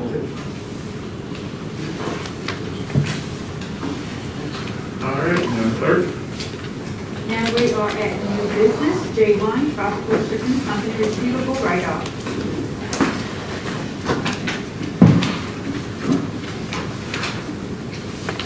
Good afternoon. Paul Zielinski, Chief Financial Officer, Port of Palm Beach. The 2017 amendment to our agreement with Tropical Shipping provided, among other terms, for the demolishment of the MOB, construct a refrigerated reefer yard, and as a result, based upon those negotiations, there was a minimum guaranteed annual volume agreed to by Tropical Shipping. In the first year of that agreement, it was 1,300,000 tons needed to be shipped by Tropical. Tropical failed to meet that minimum by about 98,000 tons, and as a result, an invoice of $101,953 was sent to Tropical to make up the difference to the $1.3 million. After several efforts to collect, including offering Tropical a substantial reduction, they choose to issue a formal invoice dispute under item 419 of our tariff. The port assigned a dispute officer. There was a position held where Tropical presented its position, which basically boiled down to the effects of COVID-19 on the business. The port presented their position, basically that it was a contractual requirement. The dispute hearing was held on 2/23/21 as required, and a binding issue was ruled on 2/24 in favor of Tropical Shipping. The financial impact of $101,000 will not be felt this year, as there has been a reserve for bad debts established last year in anticipation of what the COVID pandemic would have on the Port of Palm Beach. So as such, while it will be written off, there will be no impact on this year's financial statements.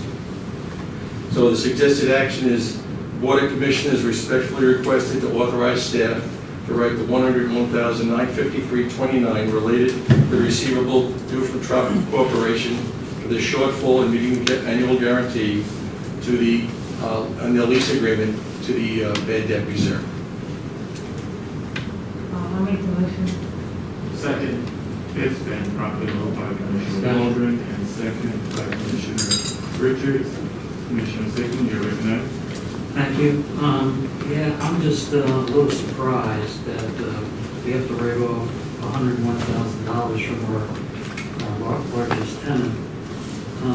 When we knocked down the building, the cost was astronomical. And the whole deal was when we knocked down the building that we were going to increase the rent coming from Tropical Shipping. And, you know, I can understand that everyone suffered from COVID. I don't know if Tropical, you know, lost a lot of money in 2020. Certainly haven't seen their gains and losses for the year. But to me, when you sign a lease and you agree to something and two parties agreed, and then after something happens, they say, well, we want to not pay $101,000. I just don't think it's fair, and I don't know if our director has anything to add to that, but I just felt that it's unfair that they're asking for money to come back to them. Commissioner Waldron, you recognize. Yeah, I think those are good points. I would just say that when I did talk to the president of Tropical a year ago to talk about the revenue, on a month-to-month basis, their revenues were down, I think, 40%, which is significant. And also, let's not forget that we did give concessions to the cruise industry because of this. So there's a history there where we've got, and it's, the pandemic is something that hopefully is once a lifetime. Mayor. Mr. Chair, Commissioners, there's no surprise that Tropical was affected by this pandemic, particularly because most of their cargo that they ship to these islands is food related. And as COVID hit, obviously all of us felt the pain, particularly in the islands, because cruising just stopped. There was no cruising, there still is no cruising. As such, this is how they were affected. Less food consumption, they just did not have, and by the way, we're not talking a great deal, I mean, a great amount, it's $100,000. These folks gave us $6.5 million through, the year before, when you took everything into account. One more point, it's just a slight point of clarification. When we built this and when we allowed them to utilize the footprint where the MOB, I believe is called, at, they didn't necessarily increase the rent, it was tonnage that we all agreed to bring up. I've spoken to the president of Tropical Shipping. He is absolutely convinced that this year is going to, not only will they be able to make this amount, but more. I also did mention to him that this item may be, not the item, but the so-called tariff item may be in jeopardy as far as us removing it, so that there is absolutely no problem in the future, such as this. If you did not meet your minimum, you did not meet your minimum, period. None of this, let's call it committee that we have. We've only done that, and this is the first time that I recall that Tropical has ever come to us with this shortfall. So if I was in your shoes, I would agree with the way that the committee came up with, and that is in favor of Tropical Shipping. Now, if the board's pleasure is to eliminate that ability for a tenant to come in and dispute or at least have a hearing, then that's totally up to the commission. That is a tariff item that will take 30 days to be able to be taken out. But I encourage the commissioners to realize that this is the largest tenant. They're not asking for much. Now, when you consider their bottom line contributions over $6 million, it's $100,000. Granted, I don't want it, but it's a fact. It's not that they failed, it's just that the world was failing. They just could not ship due to this COVID that affected severely their ability to transport food to the Caribbean. Incidentally, just because of what they're hearing and what everybody else is hearing, that the cruise industry is about to open, they have seen at least a 5% increase in their tonnage. So we may be able to make this up by this year. I really do not see this as a problem. Just after that, I still have a couple of questions myself. First of all, I wanted to, I know this is, let me preface that, say that I'm glad that we have Tropical on board, and I definitely, welcome the revenue. But one of the things I wanted to address is, you said this is a once in anomaly or once in a lifetime. But my first question was, we don't know how long this pandemic and the effects will reverberate throughout 2021, 2022. What keeps them from coming back, or any other tenant coming back? Is this language or verbiage just germane to their contract? Or is this for all the tenants?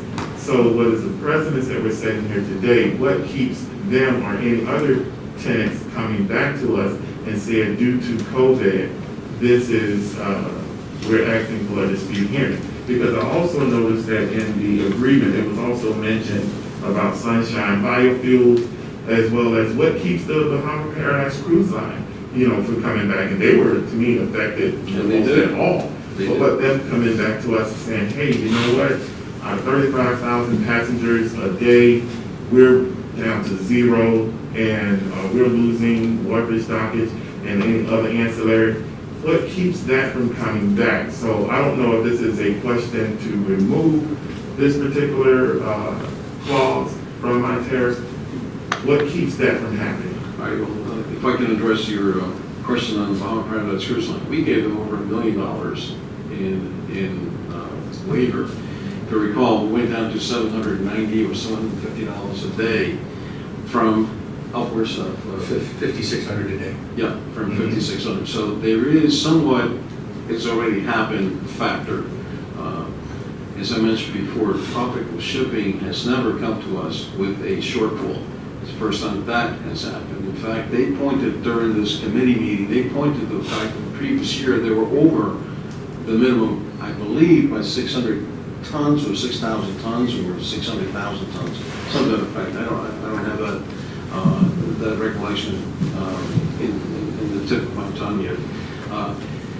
The only way, this is a board action, the only way that we can put a stop to this is by eliminating it from the tariff. It is not in the contract. It is a tariff issue. Any of our tenants could dispute, could come up. And dispute is a really tough word. It's, you know, it can negotiate basically what we're saying. So if it is the pleasure of the board to eliminate it, we can. But again, it'll take 30 days to do so.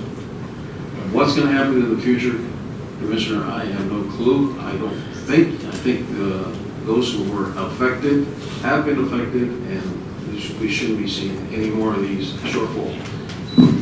That's my 2 cents. Okay. And my second follow-up question, was this lost revenue captured in the response to the American Rescue Plan that came from the federal government and the 1.7 million acts? Were these items also included or anticipated in that response when we came up with our figures? I'll have Paul follow up after you hear mine. When we were requested to provide that information, that was early February. We had no idea what was going on with tropical, at least not yet at that point. So we reported 1,765,000 loss as associated with the cruise line. We have heard a $2 million figure coming our way. It may very well be that they rounded off, obviously, and that would certainly then take into consideration the loss of cargo. However, I recently mentioned and forwarded to each of the commissioners a further breakdown as to how these numbers came about. So can you address that, Paul, or? The 1.7 million was our anticipated loss net of expenses. In other words, bottom line, what we felt was going to hit the P&L, and I believe it was through February when we did it. That's exactly right. Taking it out now to July 1st, which is the assumption they'll be sailing by July, we're able to add another $600,000 net of expenses. That's our revenue, less our marketing contribution, less some very substantial savings in operations since the ship's not here. So if by the end of June, we would expect to be somewhere in a loss of about $2.3 million. But that's, again, over 2 fiscal years, from last year to year, so please don't think that's going to hit the bottom line this year. So it's a difficult year for us last year. This year is going to be better. My feeling is with the $100,000, Tropical is a good tenant. I don't like the idea that it happened. I think with your permission, with your direction, we can preempt this from happening again. I would like to address Commissioner Sicklin's concern about the cost of building that facility. The cost of the whole project was about $4 million. We got $2 million from the state, leaving $2 million to be spent. Tropical contributed more than 50% of that last $2 million. So they put their money on the table as well to make that happen. So that being said, reluctantly, I support the idea of writing it off. I also support the idea of closing the door. Is there any additional questions from the board? Seeing none, ready for the question? All in favor, say aye. Aye. All opposed, likewise. Motion carries without any dissent. Thank you. Madam Clerk?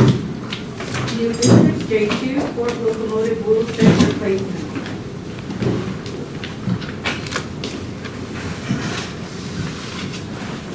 Commissioners, good afternoon. Carl Baker, Director of Planning.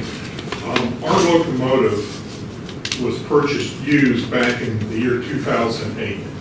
In the intervening 13 years, it's pulled just slightly less than 200,000 rail cars through the port. And steel on steel, the wheels are starting to wear out. Some of the wheels are beyond replacement point, and we have requested through FDOT for a grant, which they have awarded us for $130,000 in a PPGA at a 50-50 match, so that we can have the work crew come in, pick the crank, pick the locomotive up, change the wheels, put it back down on the ground, and keep ourselves in business. So moved. Second. Okay, it's been properly moved by Commissioner Sickman and second by Commissioner Walden. Are there any questions? Seeing and hearing none, all in favor, say aye. Aye. All opposed, likewise. Motion carries. Thank you very much. Madam Clerk? New business, J3, approval of Florida Power and Light temporary work easement for intake zone repairs. Commissioners, it should be a simple item. This has had a lot of discussion with the engineers from Florida Power and Light, the Director of Operations, and myself. We went through exhaustive meetings to make sure that the repairs that are required over a 2-year period on the tunnel will have minimal impact to our operations and our tenants. I can answer any questions you have about it, but we turned that over to the attorneys, and the court attorney negotiated with the attorneys at FPL and came up with a workable construction easement, a land description of the easement area, and a conduct of work which guarantees that we'll have a fully operational area for our tenants. The motion to approve, I'm requesting a motion to approve the temporary work easement for our line. Okay, motion has been properly moved. I think it was Commissioner Richards? Commissioner Richards, and second by Commissioner Walden. All in favor, say aye. Aye. All opposed? Motion carries unanimously. Thank you. Do we have any comments from the public? No public comment. Okay. Comments from the board, starting to my right, Commissioner Walden. Commissioner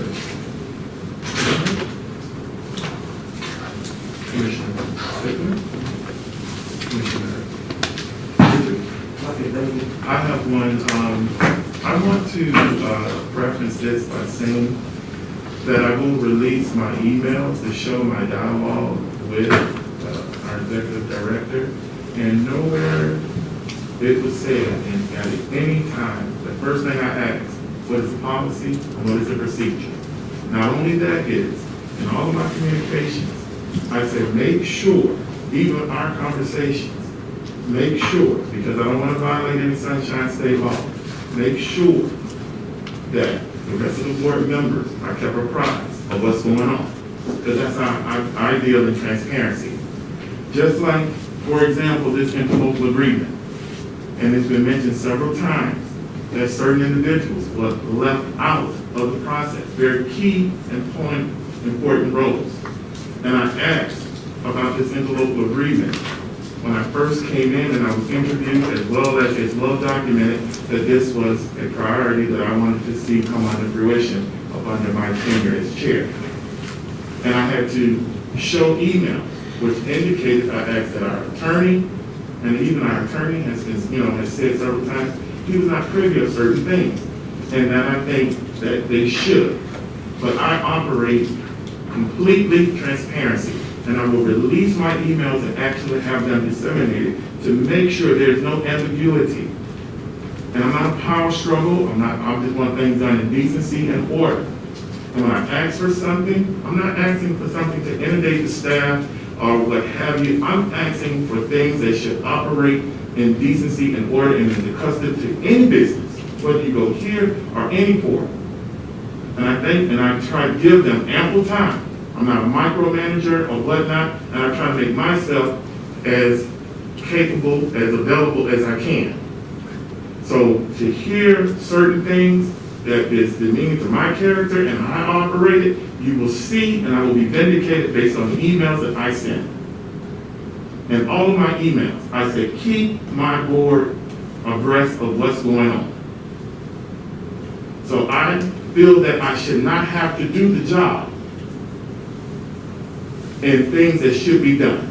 Our staff works in a very efficient way, but I think this is a bump in the road, and hopefully this is something that you can work out with the response time of certain individual emails. My email should not go buried, especially when constituents are coming to me and asking me for questions. And I should not have to follow up and say, reiterate. That's why I memorialize everything via email, to make sure that I'm not asking anything for myself, as well as clear understanding as what is being asked and the timeline. That's all I have to say, but thank you. Is there a motion to, what is it set, the next meeting date, which is Thursday, May the 20th? At 4 p.m. Is that amenable to the rest of the board members? With that being said, is there a motion to adjourn?